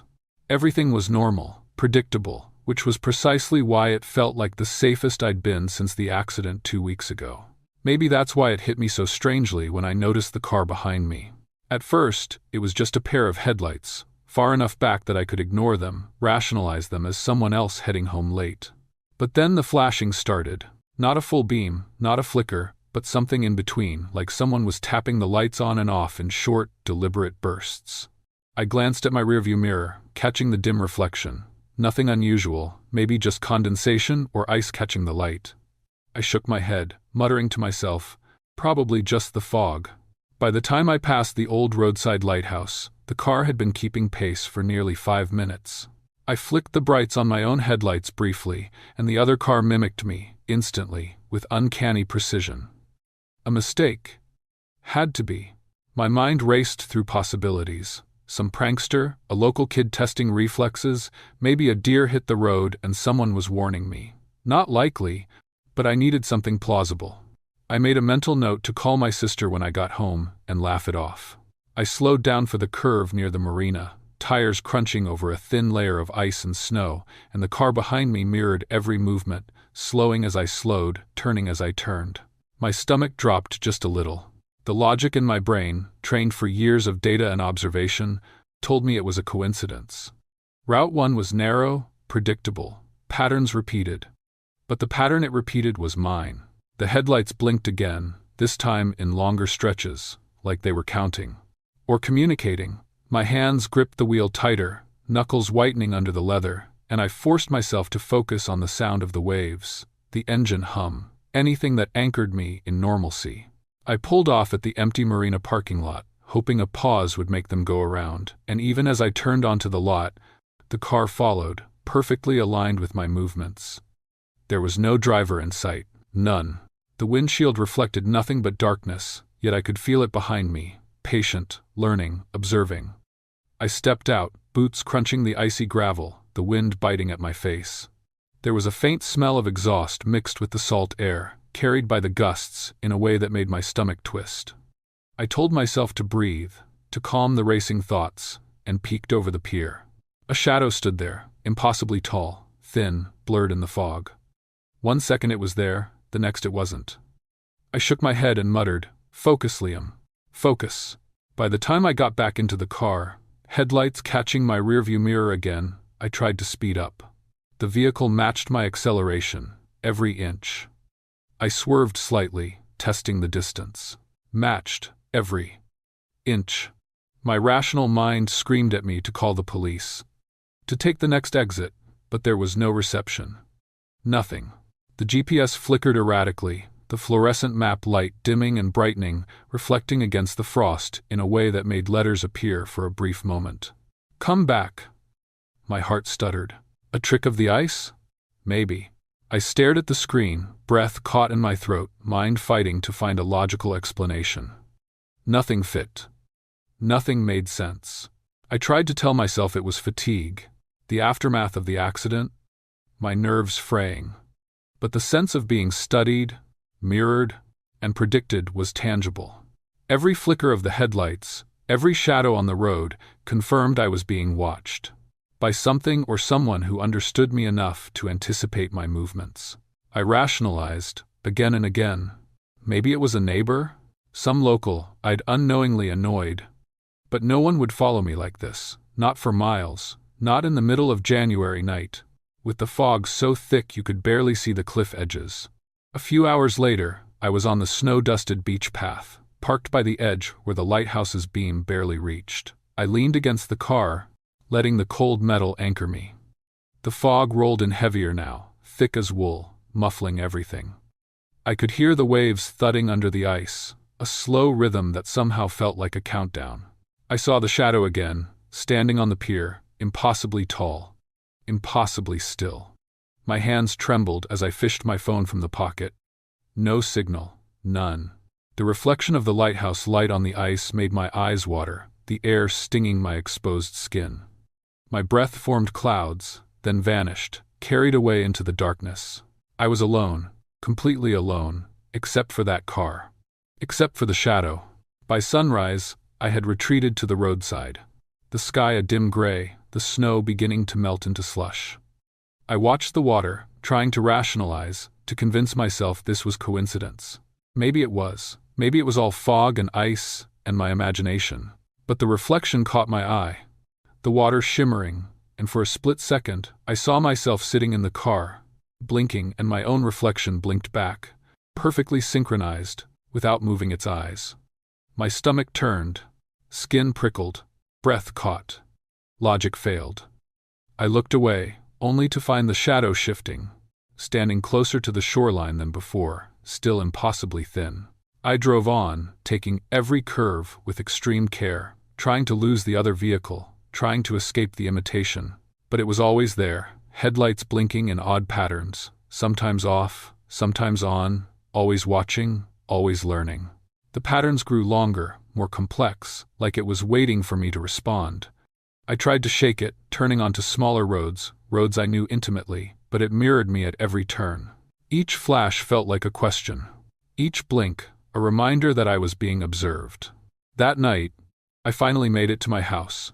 A small Maine cottage with peeling paint and a wind-chill draft that crept under doors. The lights from inside cast warm pools on the snow, comforting, normal. I locked the doors and windows, checked each twice, pressed my face against the cold glass to scan the driveway. The car was gone. Relief. But then the headlights appeared, reflected in the frost on the windows, shifting, moving across the snow. I slammed the curtains, chest hammering against ribs, sweat chilling on the back of my neck. The faint smell of exhaust lingered outside, mixed with the salt from the sea. I tried to convince myself it was nothing. I tried to read, to eat, to do anything normal. The radio hummed, static between stations, filling the silence, but I couldn't focus. Every time I glanced toward the windows, shadows moved in the corners of my vision. They weren't mine. My hands shook as I picked up the phone to call my sister. No signal. Every familiar corner, every mundane object, now held a sense of wrongness. A chair in the living room, ordinary yesterday, looked, stretched, elongated in the dim light. The sound of ice cracking outside made me jump every time, and every headlight flash in my peripheral vision sent my stomach into knots. Hours passed, or maybe it was minutes. Time blurred, but when I finally forced myself to glance at the water through the bay window, I saw it again. The reflection of myself, still blinking, still perfectly mimicking me.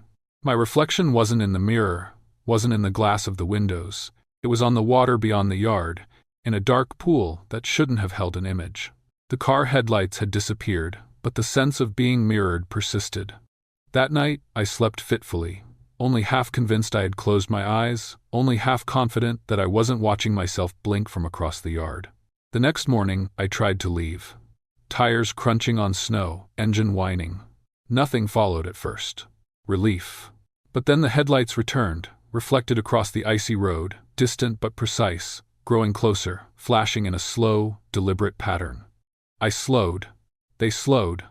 I turned. They turned. My heart beat in rhythm with the reflection, with the pattern, until it was impossible to distinguish where I ended and it began. Every flash seemed to mock me, every pause a question. By lunchtime, I had pulled over near the lighthouse, fog rolling off the cliffs thick enough to hide the water below. The shadow was there, not moving, not breathing, impossibly tall, waiting. I debated leaving, debated calling for help, debated everything. But logic, observation, years of marine biology training, told me to gather data, to watch patterns, to understand before reacting. My hands shook as I scribbled notes. Every flash, every blink, every reflection recorded in the margins of a notebook. But it didn't make me safer. It made me more aware. A few hours later, the reflection in the water changed. It was still me, blinking, still synchronized. But there was another shape beside me, slight, almost imperceptible, moving independently. My stomach dropped, skin prickled, breath caught. I knew then it wasn't just a car, wasn't just a prank, wasn't just coincidence. Something was observing, mimicking, learning, and I wasn't safe, not on the road, not at the marina, not in my own home. By the time I got home that evening, every shadow on the snow outside the windows seemed wrong, distorted. The headlights weren't there, but I could sense them, smell them.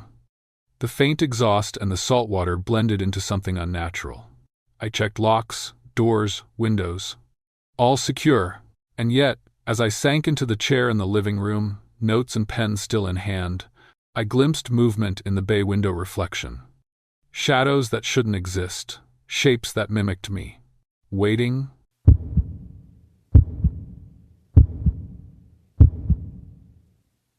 I was 27, driving home from a late seminar in the mountains of West Virginia, head heavy with lecture notes.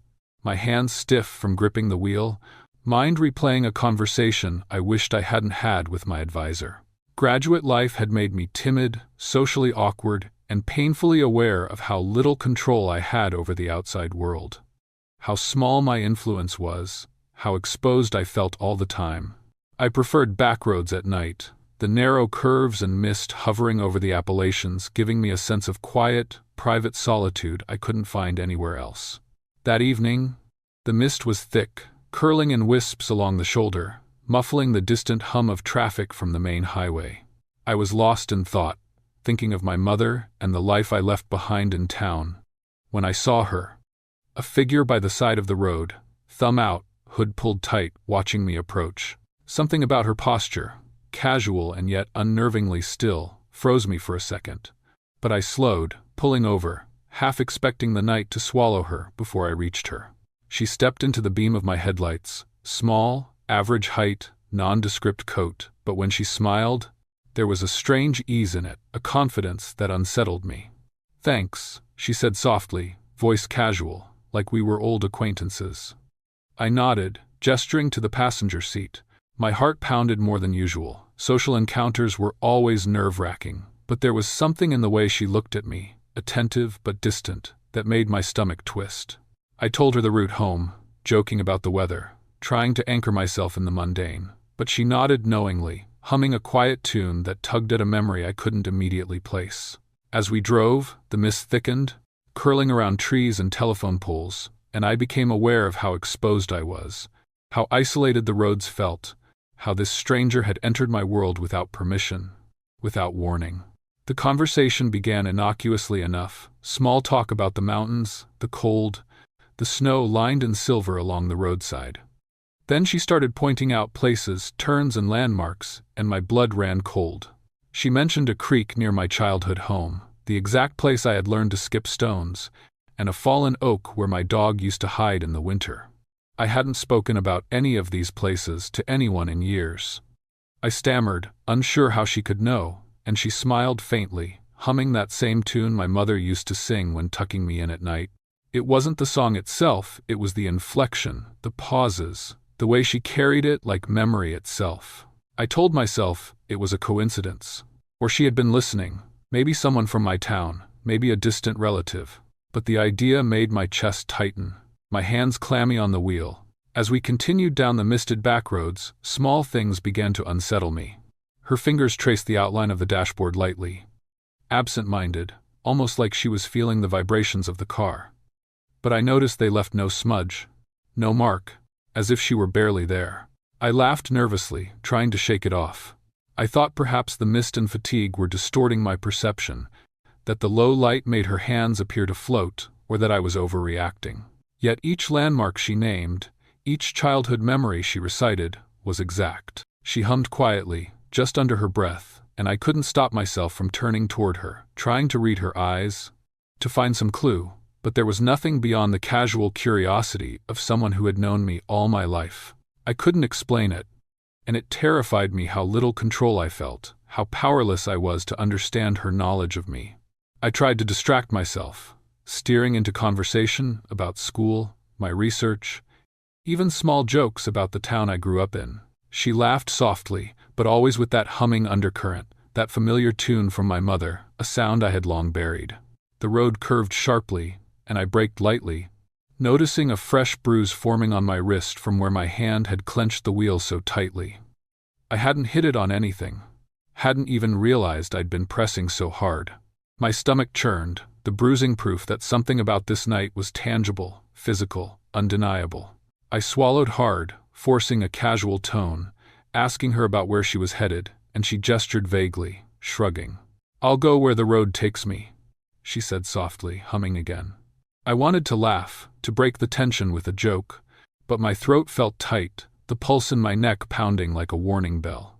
Eventually, I pulled into a small gas station, mist curling through the pumps and streetlights, the smell of wet asphalt mixing with gasoline and faint pine. She didn't speak, just stepped out, leaving a single, small notebook on the seat. I opened it, curious, expecting perhaps a journal or some sketching, and froze. The notebook contained entries in my handwriting, thoughts I had thought private, musings I had scribbled as a teenager, confessions of insecurities I had never shared with anyone. I looked up, and she was gone, standing at the pumps, smiling faintly, humming that same song. I stumbled out of the truck, asking where she had been, and no one was there. The clerk behind the counter shook his head when I asked, dismissing it as fog or fatigue. "Nobody's been here but you," he said, clearly annoyed. I left the notebook on the seat, uneasy, hands trembling, but couldn't stop glancing back at the empty lot, at the mist that swallowed the edges of the pumps. Driving again, the notebook forgotten but heavy in my mind, I kept glancing in the rearview mirror. Hours later, hours after I had let her out at what I thought was her stop, I saw her sitting on the side of the road, at a bend that should have been empty. Same coat, same posture, hands folded, humming. I swallowed hard, heart thundering, trying to rationalize, trying to convince myself that my eyes were playing tricks, that fatigue and fear had created a phantom. But she was there, unmistakable, silent, waiting, humming. I drove faster, zigzagging through the back roads, twisting through turns, each glance in the mirror confirming her presence, always at a distance, always just enough to terrify. I wanted to scream, to pull over, to confront, but the instinct to flee, to preserve sanity, propelled me forward. By the time I reached the outskirts of town, headlights cutting through the mist, the presence seemed to recede. But I could still feel it, the humming vibrating in the air around me, a memory, a warning, a familiarity too precise to ignore. At home, I locked doors, checked windows, and even then, I felt the shadow of her knowing, the intimacy of her knowledge pressing against my chest. That night, I dreamed of the backroads, of the notebook, of the humming, of childhood memories spoken aloud by a voice that should never have known them. When I woke, the bruise on my wrist remained faint but visible, a proof that the night had been real, a physical reminder of the terror I had experienced, a mark of intrusion, a scar of being watched. Weeks passed, and the memory of the encounter didn't fade. Sometimes, when driving along the same roads during the day, I thought I glimpsed a figure in the mist, always still, always observing, always humming that song from my mother. I tried to dismiss it, rationalize it, forget it, but the notebook, the bruise, the memory of her knowing every secret, every insecurity, haunted me. Even friends who witnessed my recounting denied details, laughed nervously, shook their heads at my insistence. I understood then, painfully, how isolating fear could be, how deeply vulnerable one can feel when exposed, and how quickly reality can fracture when something impossible intrudes on your world. I no longer pick up hitchhikers. I no longer drive alone on those back roads at night, though occasionally errands force me out, and I glimpse a shadow, a movement in the mist, a glint of recognition in the rearview mirror. I check the passenger seat reflexively, half expecting to see a notebook, half expecting her to hum that tune once more. I have lived with the knowledge that someone or something could know me completely, silently, without my permission, and that the lines between memory, intrusion, and reality are fragile. The bruise on my wrist still tingles occasionally, a reminder, proof, a warning. If you ever offer a ride to a stranger along a misted back road in December, and they begin humming a song only your family knows, or pointing out landmarks you never mentioned, be careful. Do not assume familiarity. Do not let politeness guide you. And do not underestimate how much someone could know without ever stepping into your home. There are people or echoes that wait quietly, patiently, and the mist can hide more than just the trees and bends.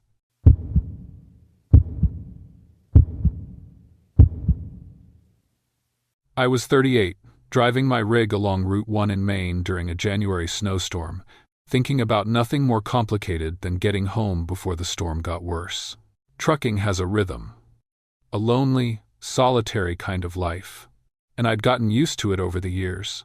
The hum of the engine, the smell of diesel, the occasional CB chatter with other drivers. Lately, though, the isolation had been worse. My kids were growing up without me around. Birthdays I missed, dinners I skipped, and every mile I drove reminded me that I was choosing this job over them, over family, over warmth and laughter. I stared through the falling snow, watching the white blur swallow the road, feeling small and exposed in the cab of the truck, and that's when it started. A crackle on the CB, static at first, then a woman's voice cutting through like she had been waiting for me. Next turn. Careful, she said, soft but urgent, the kind of warning that sets your skin crawling. I froze, hands gripping the wheel, trying to convince myself it was a glitch, a signal crossed from some other channel, anything but the unease that prickled down my spine. At first, I laughed quietly at myself, shaking my head. Snowstorm or no, I was tired, lonely, and anxious. The voice came again, more insistent, and I realized she knew my route. Left here? Slow. The radio hissed static between words, and I could swear I heard my own name whispered, carried under the crackle, like the storm itself was repeating it. I reached for the dial, scanning channels, thinking maybe it was another driver, but nothing matched. My reflection in the windshield caught me off guard, my eyes wide, lips pressed thin, panic already tightening my chest. I tried to rationalize it. Old CB units pick up signals across channels, voices cross wires. I must have overheard someone talking to another trucker, and my mind scrambled it into a warning. Yet every mile I drove, the snow falling heavier, the wind howling around the cab, the voice repeated, almost perfectly timed with each curve, each hill, each empty stretch of road. By the time I realized the road was disappearing under the snow, visibility down to a few feet, I felt trapped. I pulled over to the shoulder, lights flashing weakly in the blizzard, and my phone buzzed. Caller ID showed my own number. I stared, unblinking, and then the first message arrived. A video, brief, shaky, and horrifying. It showed my rig skidding slightly on the snow, my hands on the wheel, eyes wide, but it was footage I hadn't recorded. I hadn't left my phone in the truck at all. My pulse raced, stomach twisting.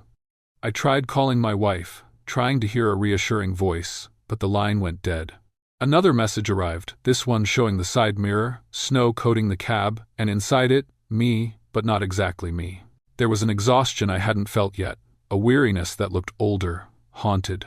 I shook my head, telling myself it was a glitch, maybe someone playing a cruel joke. But then the static whispered again. My name, soft, urgent, undeniable. I tried to get moving again, but the snow had packed down into drifts along the shoulders. Each turn was a negotiation with ice, my rig sliding slightly, tires crunching over frozen layers. The voice came again, careful, slow. I swore aloud, hands trembling, gripping the wheel as if sheer force could keep me safe. I glanced at the CB microphone, and for a fleeting second, I saw fingerprints that weren't mine, smudged in the frost that had accumulated inside the cab. I reached out to wipe them, only to find my fingers met cold glass, and the marks were gone. My own breath fogged the windshield as I tried to calm myself, telling myself it was just cold, just exhaustion, just fear amplified by a storm that made everything surreal. Yet deep down, I knew it wasn't just the snow or the isolation. Something had latched onto this route, onto me, and I felt it like a weight pressing down, soft but inexorable. Hours blurred. I followed the voice, obeying its warnings, taking turns cautiously, slowing on icy corners, all the while watching the snowfall accumulate. The CB crackled, and sometimes it seemed almost conversational. Snippets of sentences I hadn't said but had thought, regrets I hadn't voiced but had felt. The missed family dinners, the birthdays I skipped, the nights I'd promised I'd call but hadn't. One phrase pierced me more than the rest. Don't turn back. I didn't know if she meant the road, my past, or something else entirely. Panic and cold and exhaustion mixed in my chest, nausea rising. And when I finally stopped near a bridge to catch my bearings, I felt a wet warmth along my wrist. I looked down red welts, like burns, raised from my skin. I had no idea when I got them, no memory of any impact. Just proof that the night, the storm, the voice had been real. I tried again to call dispatch, to get someone on the line, anyone to reassure me I wasn't losing my mind. My coworker answered, sounding groggy. I told him about the CB, the videos, the fingerprints, the welts. He laughed, a dry, dismissive laugh.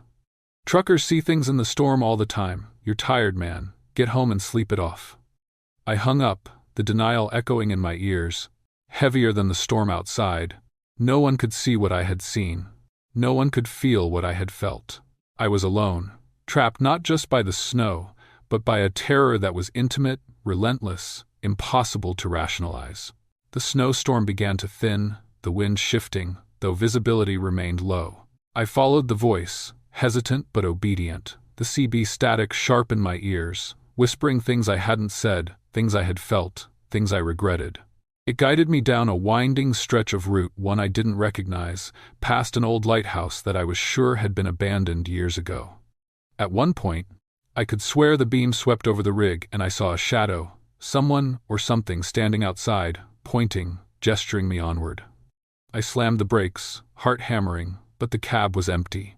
Only the static remained, buzzing through the speakers, the voice repeating my name softly, and I felt a surge of relief and terror simultaneously when I realized the road ahead was clear, plowed enough to continue.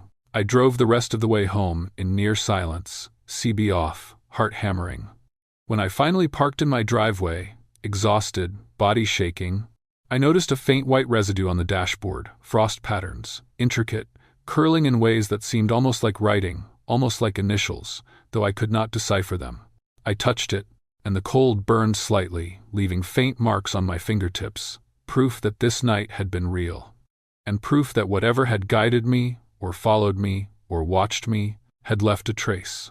I entered the house, shivering, wet, exhausted, and my wife noticed nothing out of the ordinary, only my disheveled appearance. She laughed at my insistence that the storm had been different, almost alive, almost sentient, almost watching me. I didn't push it. I knew no one would understand, just as my coworker hadn't. I was left alone with proof that didn't make sense and guilt that would not fade. The following weeks were restless. Every night, I could hear the faint crackle of static in the quiet of my house, CB whispers echoing faintly from the kitchen, bedroom, garage. Sometimes the voice said my name. Sometimes it repeated warnings, or fragments of regret I hadn't spoken aloud in years.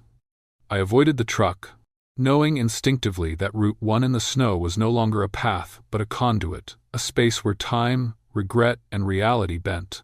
I kept the truck parked, doors locked, engine cold, but I still woke in the night to hear static. I traced it to the CB in the living room, unplugged it, shoved it into a closet, but the whispers persisted. A memory of sound that lingered in my mind as palpably as the welts on my wrist.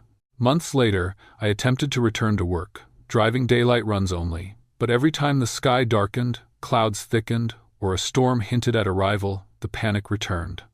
I remembered every word, every static-laced warning, the videos, the fingerprints, the welts, the curling frost on the dashboard, proof and fear intertwined in a way that could not be untangled.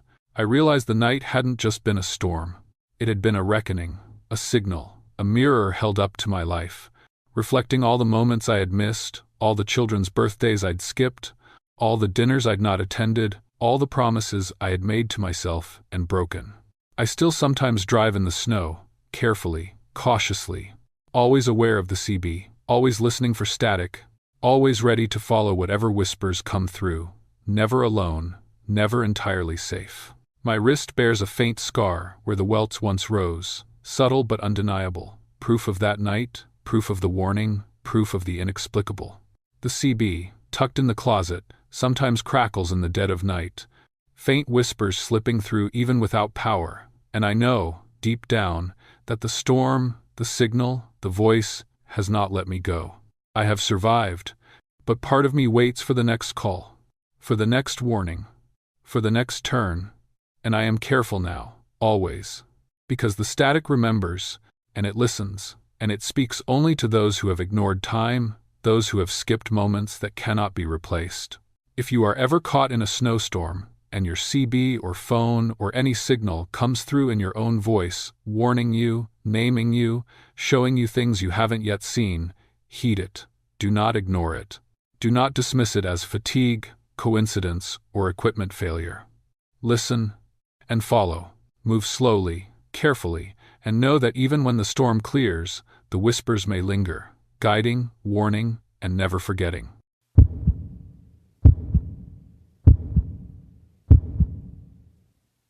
The heater hummed faintly against the cold, and I curled my fingers tighter around the steering wheel, leather slick under the touch. Interstate 81 stretched ahead like a ribbon of gray, snow piling along the shoulders high enough to hide the ditch below. The wipers squeaked across the glass, dragging ice and snow in slow streaks, and the dim glow from the streetlights shimmered in patches through the thick curtain of falling flakes. I liked this part of the drive, actually. Long stretches of nothing but road, the occasional truck rumbling past in the other lane, the smell of wet asphalt mixed with frozen pine drifting through the vents. Routine. Predictable. Familiar. That's what comforted me. Especially in the weeks since my father had died. I had taken his death harder than I wanted to admit, and these drives, even late at night in winter storms, offered a sense of control, like the world outside and I were the only constants that mattered. I had been driving for nearly an hour since leaving my client's office when I noticed the black pickup in my rearview mirror. Dim, blurry headlights, taillights, ghostly red against the white haze. I told myself it was normal, someone just keeping pace, maybe another late-night driver negotiating the storm. But then it drew closer, unnervingly close, and I felt the tires press harder against the snow, crunching in rhythm with the muffled roar of the engine. Probably just a delivery guy, I muttered, rubbing at my temples. Slow down, be careful. My pulse quickened anyway, a tick at the base of my neck, the metal taste of panic starting to settle across my tongue. The first time I slowed at the small river bridge, I glanced over my shoulder.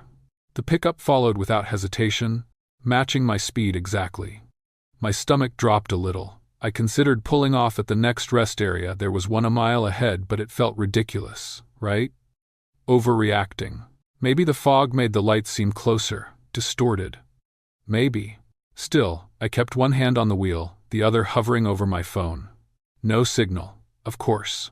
The snowstorm had probably knocked out the towers, left me isolated, and I realized the smallest roadkill could create this much tension. By the time I reached the rest area, the diner closed for the season, lights dark behind snow-streaked windows. The pickup had pulled in right behind me. I stepped out, boots crunching on icy gravel, and caught movement in the reflection of the snow, a figure circling my car, careful, deliberate, yet too far away to see clearly. The cold hit me in waves, creeping beneath my jacket, stinging ears, biting fingertips. I tried to steady my breath, telling myself it was someone stretching legs. Maybe a late worker from the highway department. The figure paused, still, almost frozen, before moving again, and my chest tightened. The crunch of snow under boots echoed too loudly. I swallowed hard. I called 911. Voice tight, hands trembling. The dispatcher assured me someone was on the way, but the line crackled in the storm, the words thin and distant. "Help will reach you as soon as possible," she said, and the voice seemed faint, almost unreal. I watched the black pickup, every headlight flicker mirrored in the icy reflections, and tried to calm myself. Minutes dragged into something impossible to measure. The storm pressed down on everything, the road, the trees, the tiny rest area, and I wondered how anyone could track another person this closely, this intentionally, in weather that should slow everything down. After what felt like forever, I decided to leave. Tires crunched over packed snow as I eased onto the highway, the heater blasting hot air that did little against the cold creeping in at my ankles. The pickup followed, closer now, headlights catching my mirrors in dull flashes. I tried changing lanes, slowing, speeding, nothing worked. Each maneuver was matched, mirrored, anticipated. I told myself I was imagining it, that fatigue from grief and cold and hours on the road were making me paranoid. But the headlights didn't lie. By late afternoon, a few hours later, I pulled into the gas station half a mile ahead. Neon lights flickered faintly through, blowing snow, the pumps dark but accessible. Relief, maybe I could wait there, blend in, call for help. I stopped the car, engine idling, and the pickup was gone, or so I thought. My hands shook as I stepped out, icy wind slamming against my jacket, biting at my hair and neck. I saw the footprints in the thin snow around my car, too close to have been left by anyone walking normally. I froze. The crunch of my own boots against fresh snow sounded deafening. I glanced down the highway, trying to convince myself it was over. That's when I saw my car moving slowly, inching forward without anyone inside, windshield frosting over where hands should be. The black pickup was nowhere in sight, yet my vehicle seemed possessed by the storm itself, driven by something with purpose, method, patience. Skin prickled, breath caught in throat. The metal taste sharper now, almost tangible. I sprinted toward the gas station, doors slamming behind me, heart pounding, hoping someone, anyone, was there. Inside, the warmth hit, thick with the smell of coffee and cleaning solution, slightly sweet, slightly metallic, like everything outside had been contaminated by the storm and whatever had been following me. My breath formed clouds, hanging heavy in the dim light. A clerk, young, nervous, glanced up. "Everything okay?" I asked, voice uneven. "Yeah, just storm's bad," he said, distracted. I nodded, though I knew he couldn't understand. He didn't know what I'd left behind. I didn't have time to explain. I pressed myself against the counter, watching through the glass doors, snowflakes dancing in headlights from distant cars. Nothing moved. Or so I thought. Every instinct screamed at me that the truck hadn't gone, had only waited, had only changed strategy. I realized then that I had escaped, yes, but only for now. Something knew my habits, knew the roads I traveled, knew how to corner me, how to exploit the storm. And my own car, creeping forward with slow, impossible intention, confirmed it wasn't over, not by a long shot. By evening, snow piled thick, visibility down to 20 yards at best. I tried to steady my hands, still trembling despite gloves, and sip coffee that tasted faintly metallic. Every small noise, the click of a pump handle, the distant howl of wind through gaps in the building set my heart hammering. I kept looking toward the entrance, every shadow elongated, every flicker of light a threat. I tried to rationalize, to map out a route home, but the roads were uncertain, slippery, the storm relentless. The idea of driving through it with that pickup waiting, or worse, my own car now seemingly animated, was impossible to face. A few hours later, night fully fallen, the gas station empty, except for me and the clerk, I stepped to the doors, peeking into the white blur beyond. Headlights at the edge of visibility, distant but intentional, lingered there, waiting. My chest tightened. Fingers numb, the taste of metal stronger than ever. I realized the storm had only helped my observer. The snow muffled the sound of the engine, masked any other cars, made me isolated in a way that amplified the danger. I considered leaving, considered running, but my own instincts to survive, to protect, overrode the panic. I had to move. I had to think. But the sight of those shadowy lights, poised at the boundary of vision, made even the most rational decision feel fragile. By midnight, I had mapped a tentative route back toward home, slower, cautious, every turn measured. I watched the headlights shift with me as I moved. Or maybe imagined it, the storm played tricks on eyes and mind alike, but every fiber of me knew I wasn't imagining the methodical patience behind them. The wind howled louder now, snow pelting the glass in icy needles, the heater struggling to keep up. My hands shook inside gloves, and the metal taste had turned into a metallic ache in my chest. I realized then the pursuit wasn't about catching me, it was about waiting. Waiting, learning, teaching me that I had no control over what had been tracking me for hours.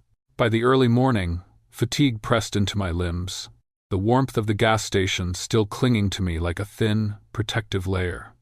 Outside, the snow had thickened, the road barely visible. The headlights had shifted, subtle now, lingering at the far edge, as though they were breathing, watching, deciding when the next move would come. I pressed my palm to the glass, feeling condensation against skin, and knew instinctively that leaving would not end it. Not ever. That someone or something had claimed knowledge of my patterns, my habits, the rhythm of my drives, and the storm had made it almost impossible to hide. I realized, with a cold certainty, that the pursuit was older than the storm, older than the day, older than I could measure. It didn't need to chase me. It only needed to wait.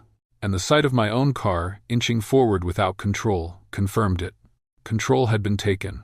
My agency, the smallest autonomy I had relied on for comfort, had been violated in the quietest, most deliberate way imaginable.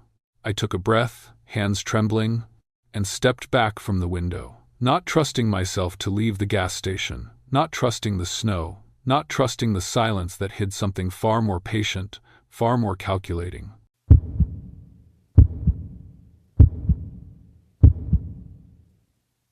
I was 33, driving home after a long, exhausting night shift at the hospital, the kind that left my legs numb, my back aching, and my mind fogged with fatigue.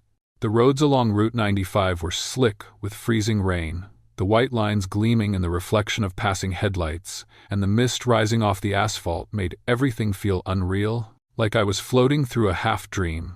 I had been living alone since the breakup 3 months prior. And every night on these drives, I felt my isolation more acutely, the absence of someone to check in with, someone to share the mundane moments with, someone to remind me that I existed outside the fluorescent lights and the smell of disinfectant. That night, my exhaustion made me cling to the routine of stopping at gas stations, stretching my legs, refilling the tank, grabbing a coffee.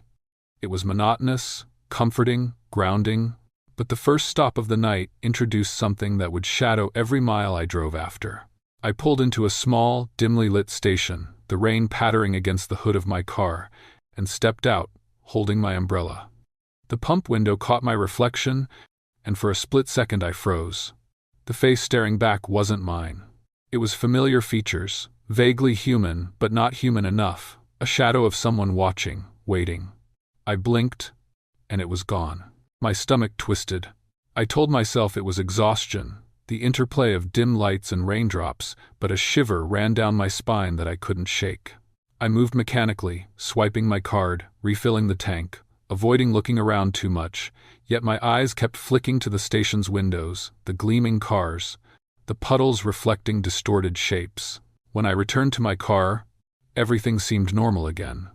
Maybe I had imagined it. That was my first rationalization. My first moment of trying to cling to normalcy in a night that was about to unravel.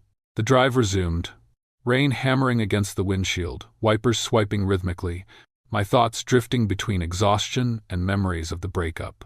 I remembered standing alone in my apartment, staring at the empty coffee cup on the counter, wondering where I had gone wrong, why I hadn't been able to hold on to someone who had cared for me. That feeling of exposure, of vulnerability, seemed to follow me onto the road. And then, at the next gas station, I saw it again. Not exactly, it was a fleeting shadow, reflected in the side mirror of a car parked across the lot, but unmistakably a person standing there, watching. My hands clenched the wheel, and I looked around. No one approached, no engine idled, the lot was empty besides me. I convinced myself it was coincidence, a trick of light on wet asphalt, my imagination fueled by fatigue and lingering regret. But I could feel it, eyes, just at the edge of vision, waiting, patient. The following stops deepened the unease. Each station I pulled into, the same fleeting presence appeared, always watching, always just out of reach. Sometimes in a reflection, sometimes in the darkened windows of a convenience store, sometimes behind the pumps where no one could be standing.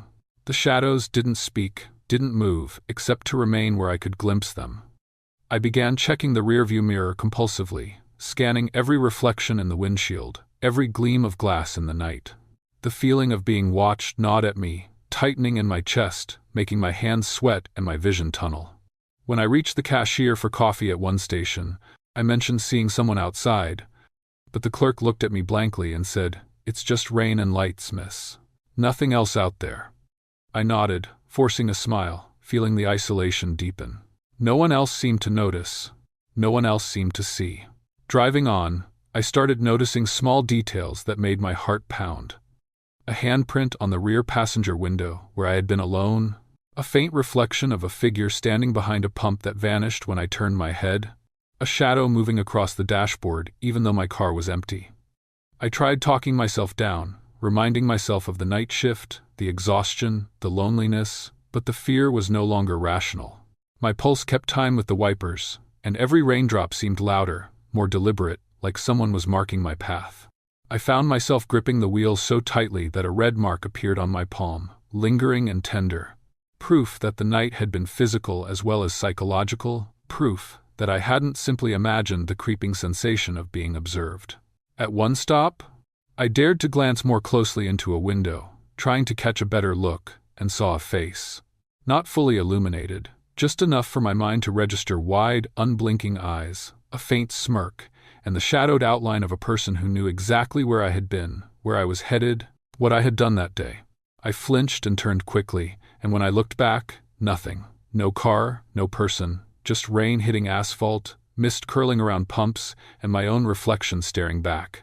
I swallowed hard, trying to rationalize maybe it was a hitchhiker, maybe a delivery worker, maybe a reflection of myself, altered by shadows, but the red mark on my hand reminded me, my body remembered, even if my mind struggled to make sense.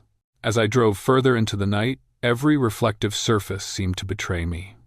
The highway signs, the puddles at the side of the road, even the glossy paint of my own hood mirrored movement that wasn't mine. I felt trapped in a series of loops, each stop along the way confirming the presence of someone or something that followed my progress, watched my pauses, knew my solitude. My breaths came in shallow bursts, and I found myself gripping the steering wheel until my knuckles ached.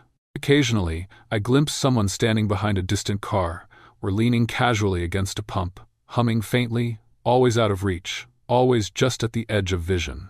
That humming, almost melodic, felt intimately familiar, a sound that triggered the raw ache of missing someone, of wanting human presence without intrusion. By the time I reached a rest area further down the highway, I had lost track of how many stops I had made. I tried to call a friend, anyone, to remind myself I wasn't alone, but the call wouldn't connect. The shadows in the reflective surfaces seemed to grow bolder. Leaning closer, stretching longer, I parked under a light, drenched from the freezing rain, and turned in my seat to scan the lot. In the reflection of the glass doors, I saw the figure standing just behind me, perfectly still, watching. I slammed the car in gear and floored it, rain splashing over the tires, heart hammering in my chest. Every mile that stretched between me and the lot felt thin, fragile, as though the distance wasn't enough to shake the shadow, that the presence followed, patient and undeterred. Finally, hours later, I pulled into my driveway at home, hands shaking, rain dripping from my hair and coat, the ache of fatigue pressing into every joint. I ran inside, locked doors, checked the windows, and tried to ground myself in the ordinary. The hum of the refrigerator, the familiar smell of coffee, the soft padding of my cat moving in the hall. But even there, I felt it. A fleeting shadow at the edge of vision, a whisper of movement in reflective surfaces, a faint sense of someone watching from behind. I checked mirrors, glanced into darkened windows, and even when I reassured myself there was no one there, I could feel the presence, patient, waiting. The mark on my hand remained tender, a physical testament to the night's ordeal, a proof of intrusion that couldn't be rationalized away. Sleep was impossible. Every time my eyes closed, I saw the reflections, the fleeting shadow, the watchful eyes. Even during the day, the thought of the highway, the puddles, the rain, and the mists made my chest tighten. Friends listened when I recounted the events, but most dismissed it as fatigue, paranoia, the result of a lonely post-breakup state. I couldn't tell them otherwise. There was no one else who had seen it, no evidence besides a bruise and my memory, no notebook, no recording, no photograph. And yet, I knew. I knew what I had seen, what I had felt, the patient observation, the humming at the edge of perception. It was a reality no one else could touch. I still drive, occasionally, but never alone at night. I avoid the reflective surfaces, the gas stations, the quiet stretches of road where rain, puddles, and lights could betray me. And sometimes, in the corner of my eye, in the edge of a mirror, in the gleam of a window, I see it. The fleeting shadow, the watchful presence. Always patient, always distant, humming softly, reminding me of vulnerability, reminding me of solitude, reminding me that exposure can be absolute even when no one else notices. If you ever find yourself refueling late at night, after a long shift, alone on a highway slick with freezing rain, and you catch a shadow in the glass that doesn't belong to you, do not dismiss it. Do not convince yourself it is imagination. And if you feel that tingling in your hand, that tightening in your chest, the subtle reminder of your own vulnerability, leave. Walk away.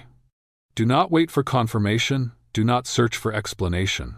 There is someone, or something, waiting in the reflections, always patient, always watching, and even when you make it home, you will feel it there, lingering just beyond sight.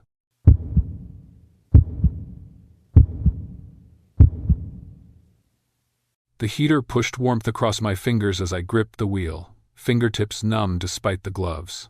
Highway 29 stretched ahead, lined with pines so thick the dark trunks blended together in shadow, snow mounding on branches heavy enough to bend them low. I could see the ice glittering on the shoulder, frost painting jagged patterns across my windshield, and the faint smell of wet pine and exhaust mingled in the cold air. My playlist hummed quietly, folk tunes I'd downloaded for long drives, but mostly I just liked the quiet. The sense that I was contained, moving predictably through the frozen forest. The roads were empty this time of year, early nightfall, leaving long hours to myself. I liked knowing every turn, every bridge, every curve. That kind of routine was comforting. I'd left the roadside chapel an hour ago, car packed with leftover bouquets and paperwork, snow crunching under my tires as I eased onto the winding back road. I'd just started to relax when a flash of red caught my eye in the rearview mirror. At first, I thought a hiker, a local wandering the forest, maybe late for a carpool or lost. But the shape didn't change, didn't bend with the snowdrift or slow down as I did. My stomach dropped. Maybe I'd been staring too long at spreadsheets and guest lists all day. Maybe the storm made shapes trick the eye. Still, I kept glancing. The red coat hadn't moved away. It hadn't disappeared. It wasn't human, not quite. By the time I reached the ice-covered bridge, it was gone, or seemed gone. I tried to convince myself it had been a trick of the trees, the snow, the dull reflection of my taillights bouncing off branches, tires crunched against frost and ice, and my breath caught when I swore I saw movement in the reflection, just a flicker at the edge of my mirror. I shook my head, muttering, "Stop being ridiculous." But the unease lingered, prickling at the back of my neck. I slowed, trying to spot anything familiar, anything safe in the darkening forest. And then the lights of a truck flashed. Engine silent, headlights dim against the heavy snow. My chest tightened, and fingers curled around the wheel so hard I left pale imprints in leather. I took the first logging road I knew, a shortcut back to the main highway. Snow muffled every sound, my tires crunching on the fresh layer, but I kept catching glimpses of red in the mirrors, closer each time I turned. The headlights of the truck appeared again, perfectly timed, as if it had anticipated every move I made. My heart thumped, echoing loud in my ears. I tried rationalizing, telling myself someone was just lost or following the same shortcut, but the synchronization didn't make sense. Each bend, each switchback, they mirrored me. It had to be coincidence. It had to. By the time I pulled into the chapel parking lot again, half expecting to see nothing, I froze. The tire tracks in the snow weren't mine alone. They circled my car slowly, deliberately, tracing around the doors and trunk as if someone had studied it before touching anything. My hands trembled when I reached for the lock, fumbling the key before finally sliding it home. Inside, the warmth of the car offered little comfort, the heater struggling against the cold that bit through my jacket sleeves. My chest ached from tension, and I tried to steady my breathing, running fingers through hair damp from condensation, tasting the faint iron tang of panic. I thought about calling someone, a friend, anyone, but the GPS blinked at me, signaling a route I didn't recognize, steering me deep into unfamiliar woods. My phone read no signal. Of course. My thumb hovered over the screen, then pressed against the wheel, thinking, calculating.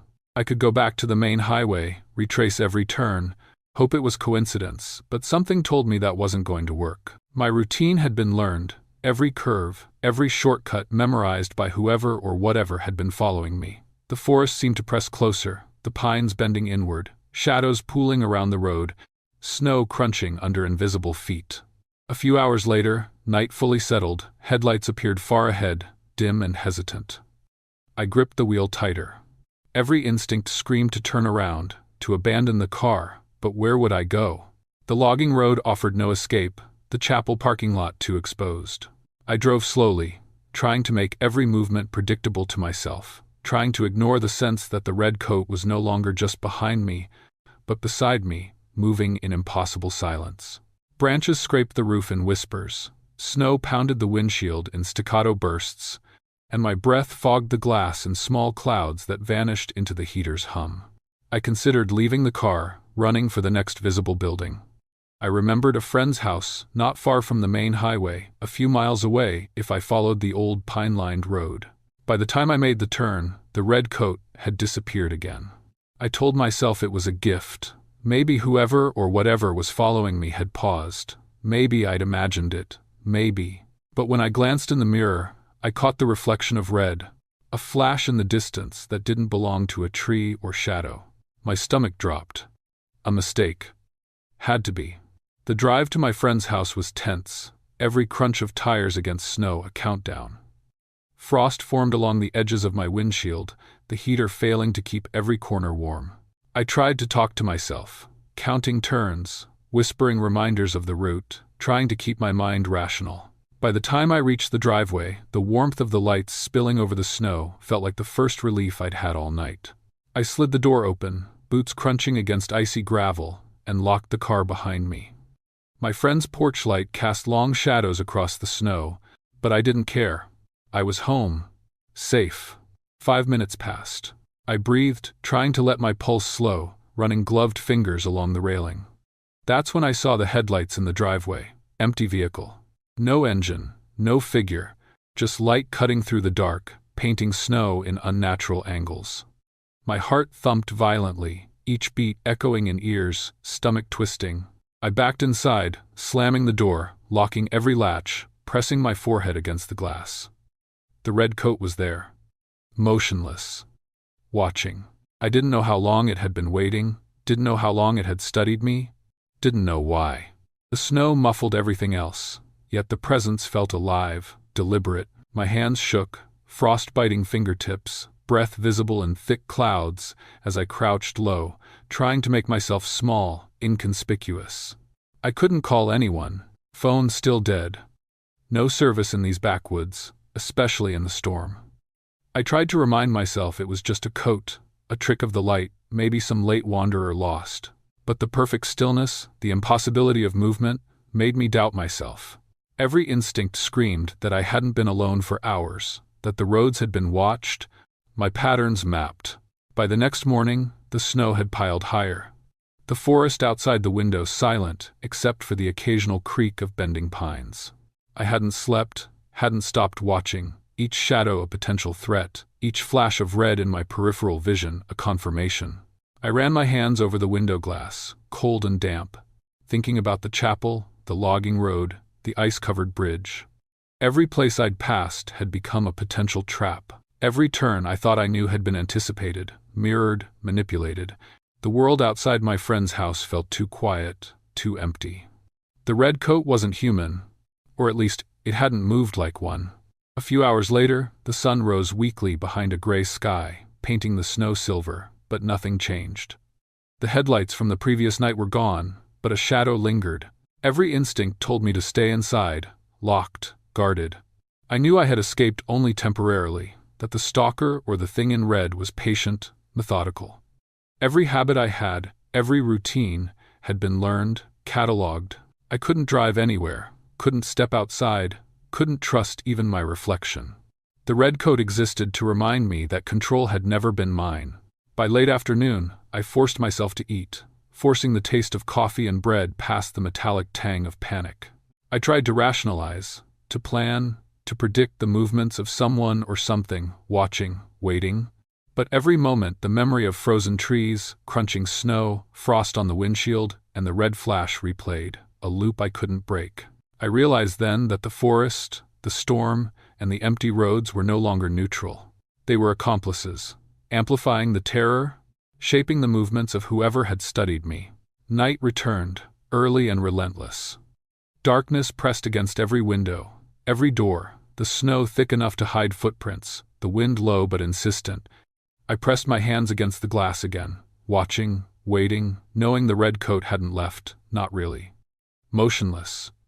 Patient, aware. I considered running, considered leaving, but where? The old logging roads, the chapel, even the highway everywhere had been mapped, predicted. My routine had made me pray.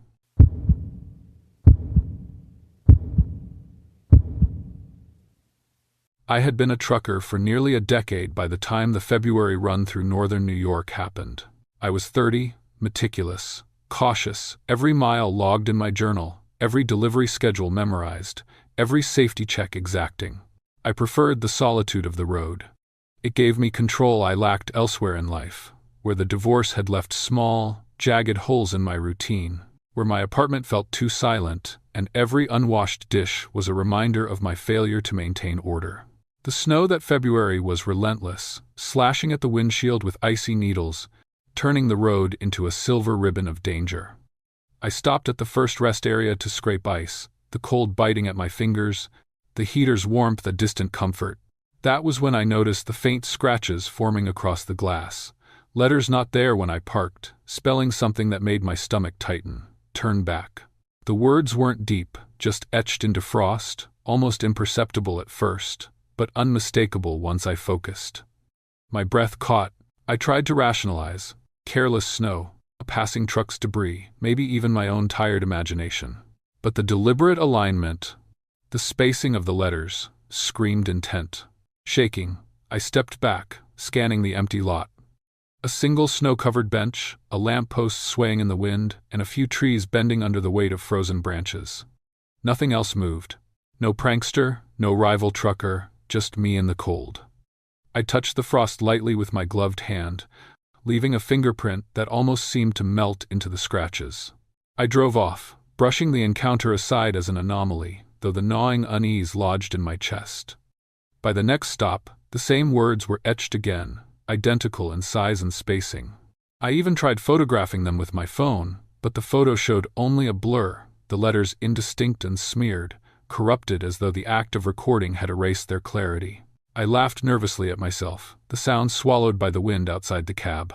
Maybe I had been staring at the frost too long, letting the monotony of the road and the snow play tricks on my mind. The second stop came at a small highway diner, where I ordered black coffee and a sandwich. The waitress, young and cheerful despite the late hour, glanced at my windshield as I mentioned the scratches, her brow furrowing for a moment. Ice does weird things, she said, brushing a strand of hair from her face. Sometimes patterns just appear. I nodded, forcing a polite smile, though I felt a pang of isolation. I wanted her to understand that this wasn't random, that the order and repetition in those letters spoke to something outside my control. Something targeting the meticulous structure I clung to like a lifeline. She didn't press further, and I was grateful. Explaining my fear felt ridiculous. Driving away, I kept checking the windshield, wiping frost to see nothing at first. Then there it was again. Turned back, scratched into ice as if mocking my attempt at reason. My hands shook slightly, gripping the steering wheel so tightly that a faint mark formed on my knuckle, lingering hours later. By the third stop, panic had crept into the edges of my routine.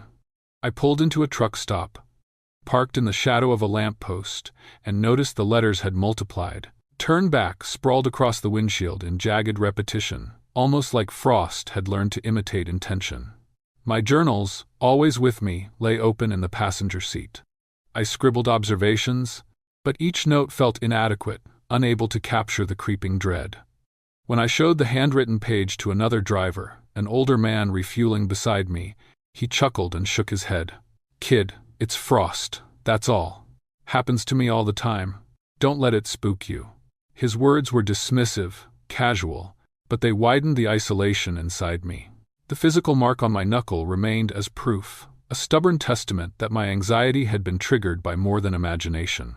The fourth hour of driving brought heavier snow, gusting wind, and growing anxiety. I started noticing subtle changes in the frost before it fully froze. Tiny scratches forming, almost too precise for random chance, each set aligning eerily with the prior ones. I tried muttering to myself, rationalizing each mark as coincidence, but the repetition, the uncanny symmetry, gnawed at my composure. Every time I stopped, the windshield demanded attention, displaying the same words, as if tracking my progress, warning me, taunting me. I even tried spraying de-icer liberally, wiping repeatedly with a cloth, but the letters returned, sharp and deliberate in the frozen layer. I began leaving notes inside the cab, scribbled messages to myself.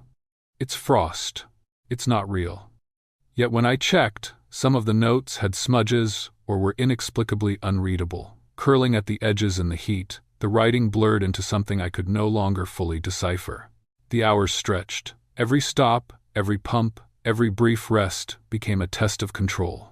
I felt the familiar compulsion of meticulousness falter, my obsession with order crumbling under the pressure of the inexplicable. The frost patterns seemed to anticipate my stops, repeating, sometimes forming subtle variations. Turn back, turn back, turn back. I even thought I saw other letters at times, unfinished warnings, but by the time I focused, they melted or vanished. I no longer tried to interpret, only to survive. I was aware of every tactile sensation, the metallic taste of the heater vent, the sting of cold air through the cracked window, the constant vibration of the road under my tires.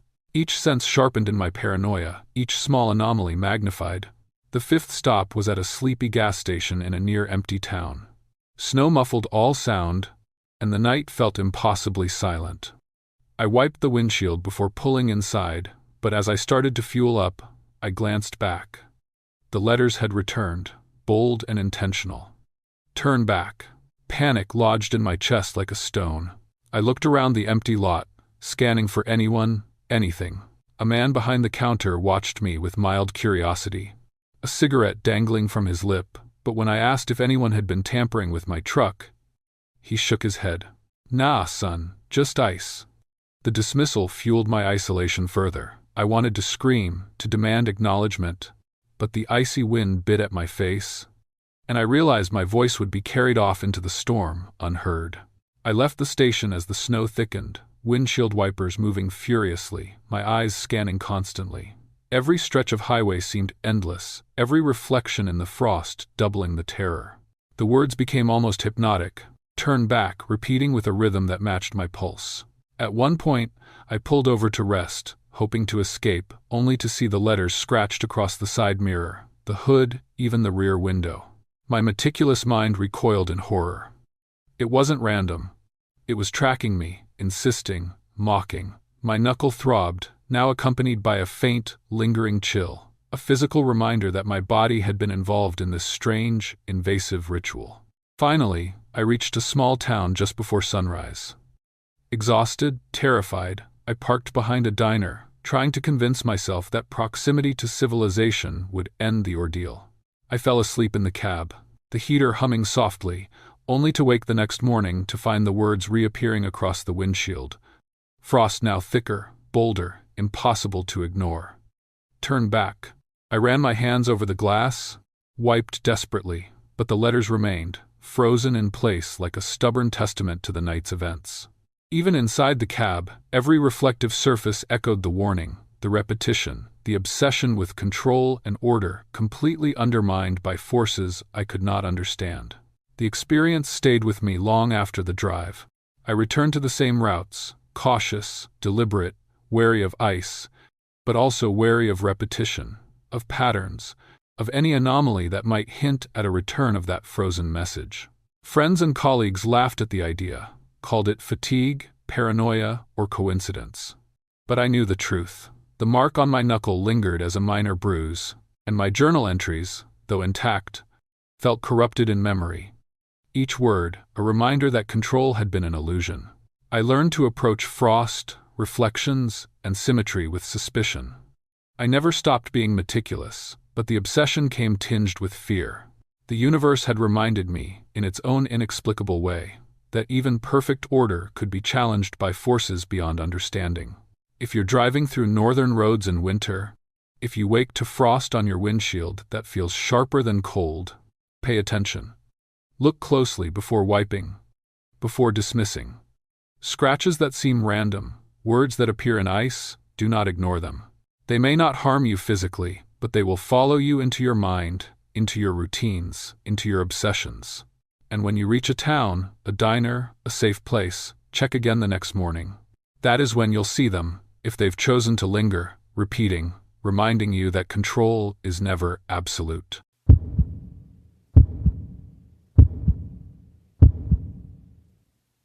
The wind howled across the frozen highway, rattling the mirrors and hammering against the hood, as if the storm itself wanted to push me off the road. I'd been on these northern New Hampshire backroads for most of the day, checking sensors and recording snowfall at a remote weather station, and by the time I started the drive back, the world had turned white. Snow drifted high against the guardrails, and every curve I passed was a blur of ice and pine.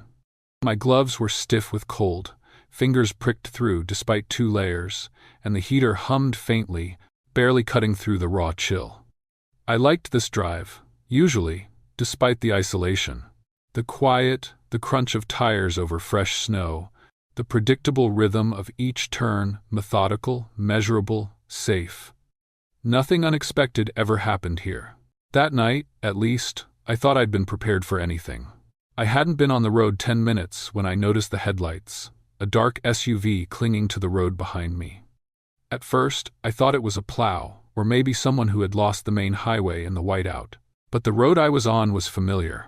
I didn't remember turning here, not exactly, yet somehow, I had. And there it was, following, close enough to catch the ice crystals flashing off its grill. I rationalized. Maybe it was someone else rerouted by the storm, someone like me, tired, exhausted, just wanting home. A coincidence. I told myself that. I kept checking mirrors, adjusting wipers, and noticing frost creeping across the edges, a spiderweb of ice on the rearview glass. The headlights didn't disappear. Not once. By the time I reached the frozen river crossing, the SUV was gone, vanished around a curve, swallowed by snow, but the feeling of being watched lingered, pressing at the back of my neck. I laughed quietly, a hollow sound swallowed by the wind. "You're being ridiculous," I muttered to the empty cabin in my mind. But when I spoke, the radio crackled, faint static filling the space, and for a heartbeat I could have sworn it whispered my own words back, delayed, distorted, like the storm had picked them up and thrown them back at me. My stomach clenched. My hands gripped the wheel tight enough to leave impressions in leather. Maybe the static was coincidence. Maybe the SUV had turned onto another road. Maybe. Hours passed, or maybe minutes. It was hard to tell when the storm narrowed every sense. but the tail returned, slipping in and out behind curves so smoothly I could have sworn it anticipated every swerve. Tires hit ice at one bend, a sharp shudder through the wheel, and the SUV mirrored it perfectly, gliding along the same moment I corrected my own course. My pulse hammered in my ears, and I chewed on the inside of my glove, tasting leather and snow. By the time I pulled into the small cabin checkpoint, headlights bright against drifting mounds, I noticed something impossible. The SUV had never actually entered. The tracks were gone, vanished, yet the space around me felt lined, funneled, as though snow had piled itself into walls along the road, channeling me toward the cabin. My breath caught in a cloud, freezing along my eyelashes. Inside the cabin, the heater hissed as I removed layers, boots crunching against frozen boards. I tried to focus on routine, recording temperatures, checking sensor logs, labeling readings for tomorrow. But every few minutes I glanced out the window, expecting, dreading, the dark SUV to reappear. The radio crackled again, static filling the corners of the room, and I swear for an instant I heard my own voice, whispering last words I'd muttered in the car. My fingers trembled as I scribbled times and notes, trying to rationalize, trying to anchor myself in science. But the snow outside, sculpted by wind and drift, began to shift into unnatural shapes, like headlights frozen in place, pointed straight at me. I shook my head, muttering, "No, no, stop imagining." By late evening, the blizzard had swallowed the horizon completely. The river crossing I had passed hours ago disappeared into white, unbroken fields, and the emergency pullout I had considered for shelter seemed unreachable, buried beneath snow. I drove cautiously, every mile calculated, gloved hands aching on the wheel, eyes straining against the swirling storm.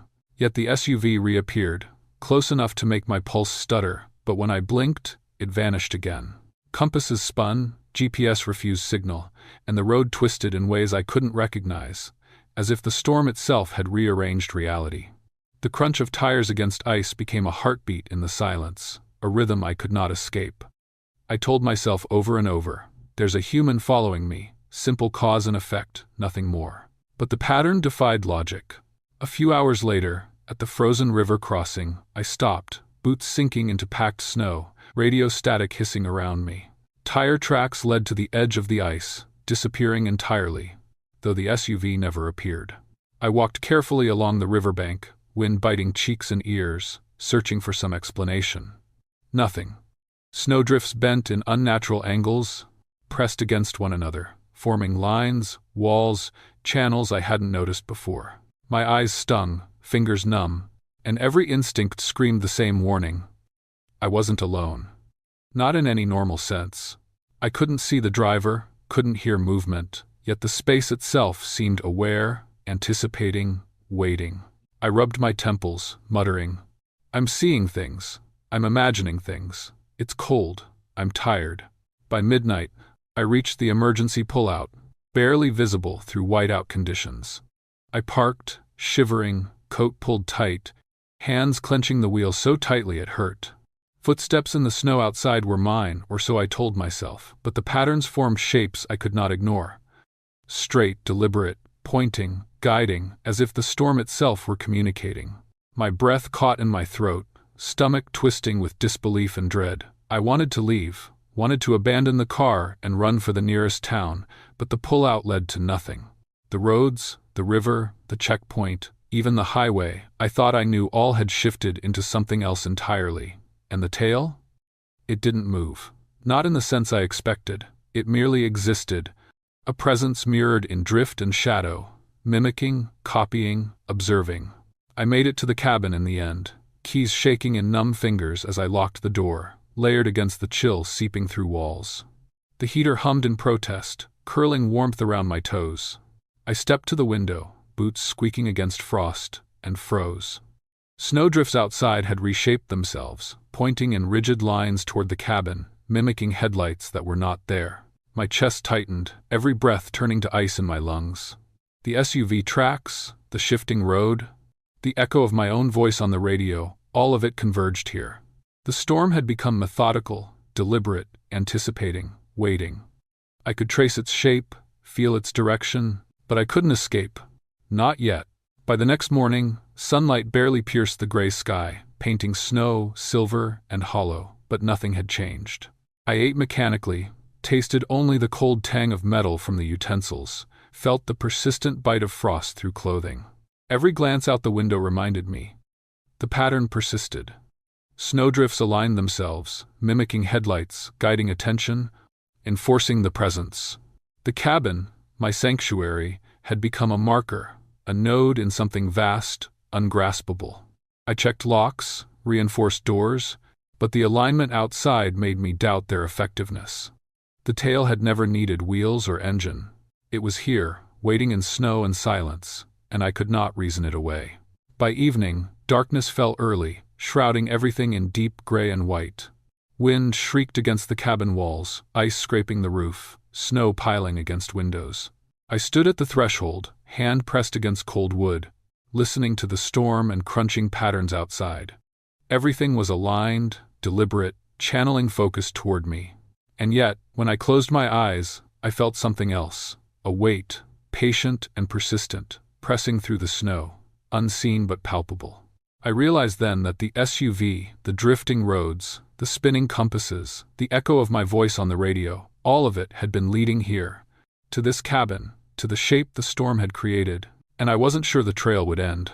That night, frost spreading across the windows like a map, I pressed my hands against the glass, gloved fingers cold enough to sting, watching lines in the snow point at the cabin, static whispering faintly over the radio. I tried to sleep, tried to force the warmth into my limbs, but the tail had never left. The SUV, or whatever it had been, was irrelevant. The snow had become something alive, deliberate, impossibly patient. It observed, it waited, it remembered every turn, every hesitation, every path I had taken.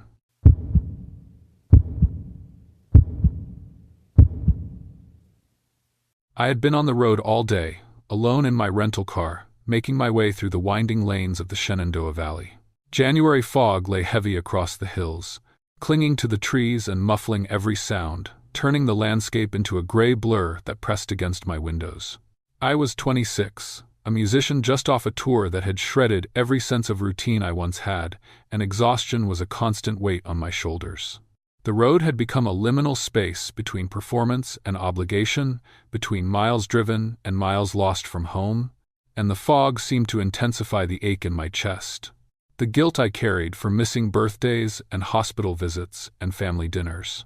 That night, the first time I noticed the van, it was just a horn blaring behind me as I rounded a bend. The sound bounced off the hills in a way that made it impossible to locate.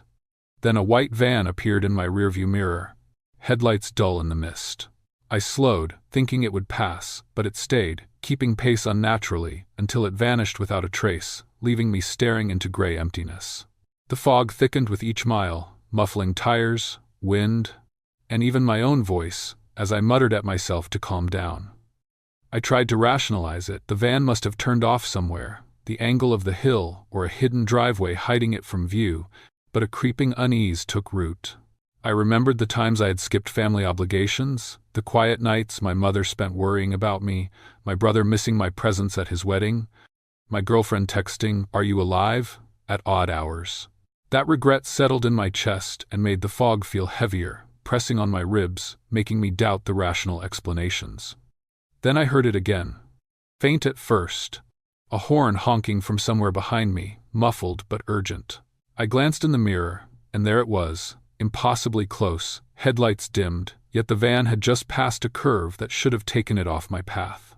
My hands tightened on the wheel until my knuckles whitened, leaving faint abrasions that throbbed with each jolt of the road. By the second stop, a small gas station on a lonely bend, I was shaking enough that I had trouble holding the pump. I glanced up at the fog, seeing only gray and the dim outline of the station sign, and I imagined the van waiting in the mist, watching me, patient and silent. Inside, I tried to laugh off the fear, ordering coffee and a snack, but the cashier's casual glance didn't reassure me. "Long drive?" she asked, her voice echoing slightly in the empty space. I nodded, muttering something about fog. I thought I caught a flicker of movement outside, a white shape darting between pumps, but when I looked, there was nothing. and the cashier's attention never left the register. I tried to write it off as exhaustion and imagination, yet when I stepped outside, I spotted faint tire marks in the damp ground, too precise and recently made to be ignored. I photographed them with my phone, hoping for evidence, but when I checked later, the photo was corrupted. The marks smeared into gray lines that could have been nothing. Driving back onto the road, the fog seemed to stretch and bend around me. Every time I thought I had escaped the van, its horn would cut through the mist before I saw it, sometimes close enough that the echo of panic rose in my chest like a physical force.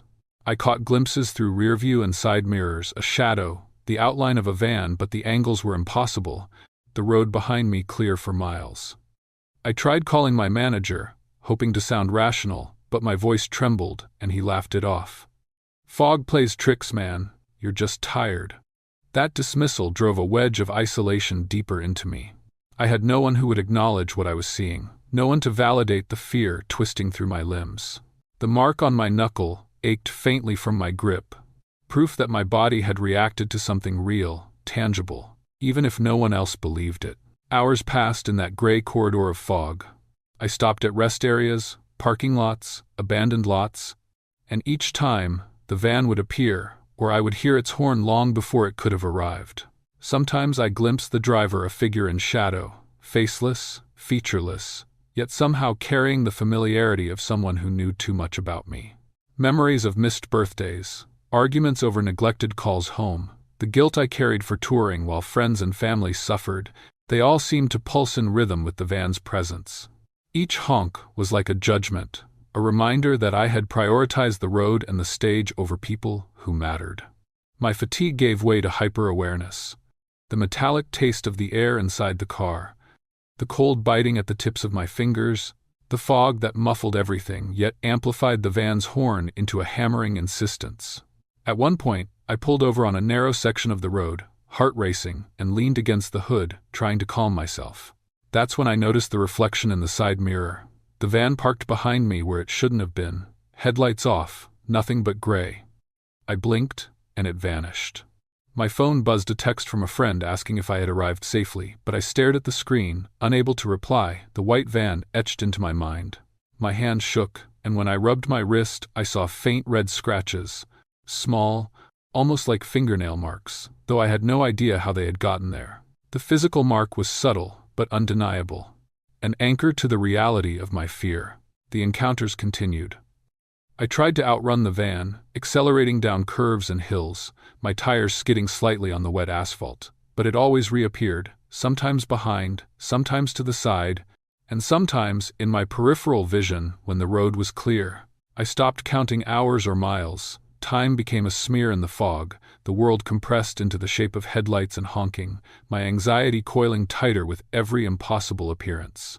I wanted to call the police, but even that seemed futile. By the time I reached a rest area near my hometown, I was exhausted, hollowed out, nerves raw. When I finally parked at my own driveway, the van was gone. The fog had thinned slightly, and I could see the familiar contours of my neighborhood.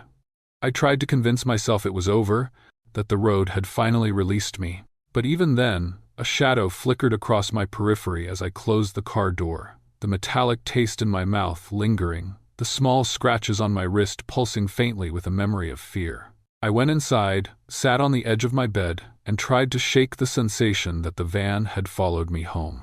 My roommate laughed at my pallor when I described it, dismissing the story as exhaustion and stress. But I could not ignore the feeling of presence, the way the fog seemed to linger outside, curling along the sidewalks and across the street, waiting.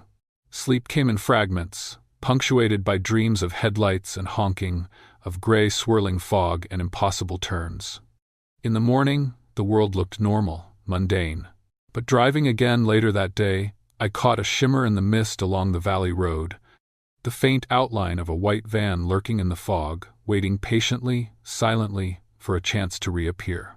The mark on my wrist remained, and my phone's photos, though largely blank, carried smudged traces of the shapes I had seen, corrupted yet familiar, evidence I could not fully explain or discard.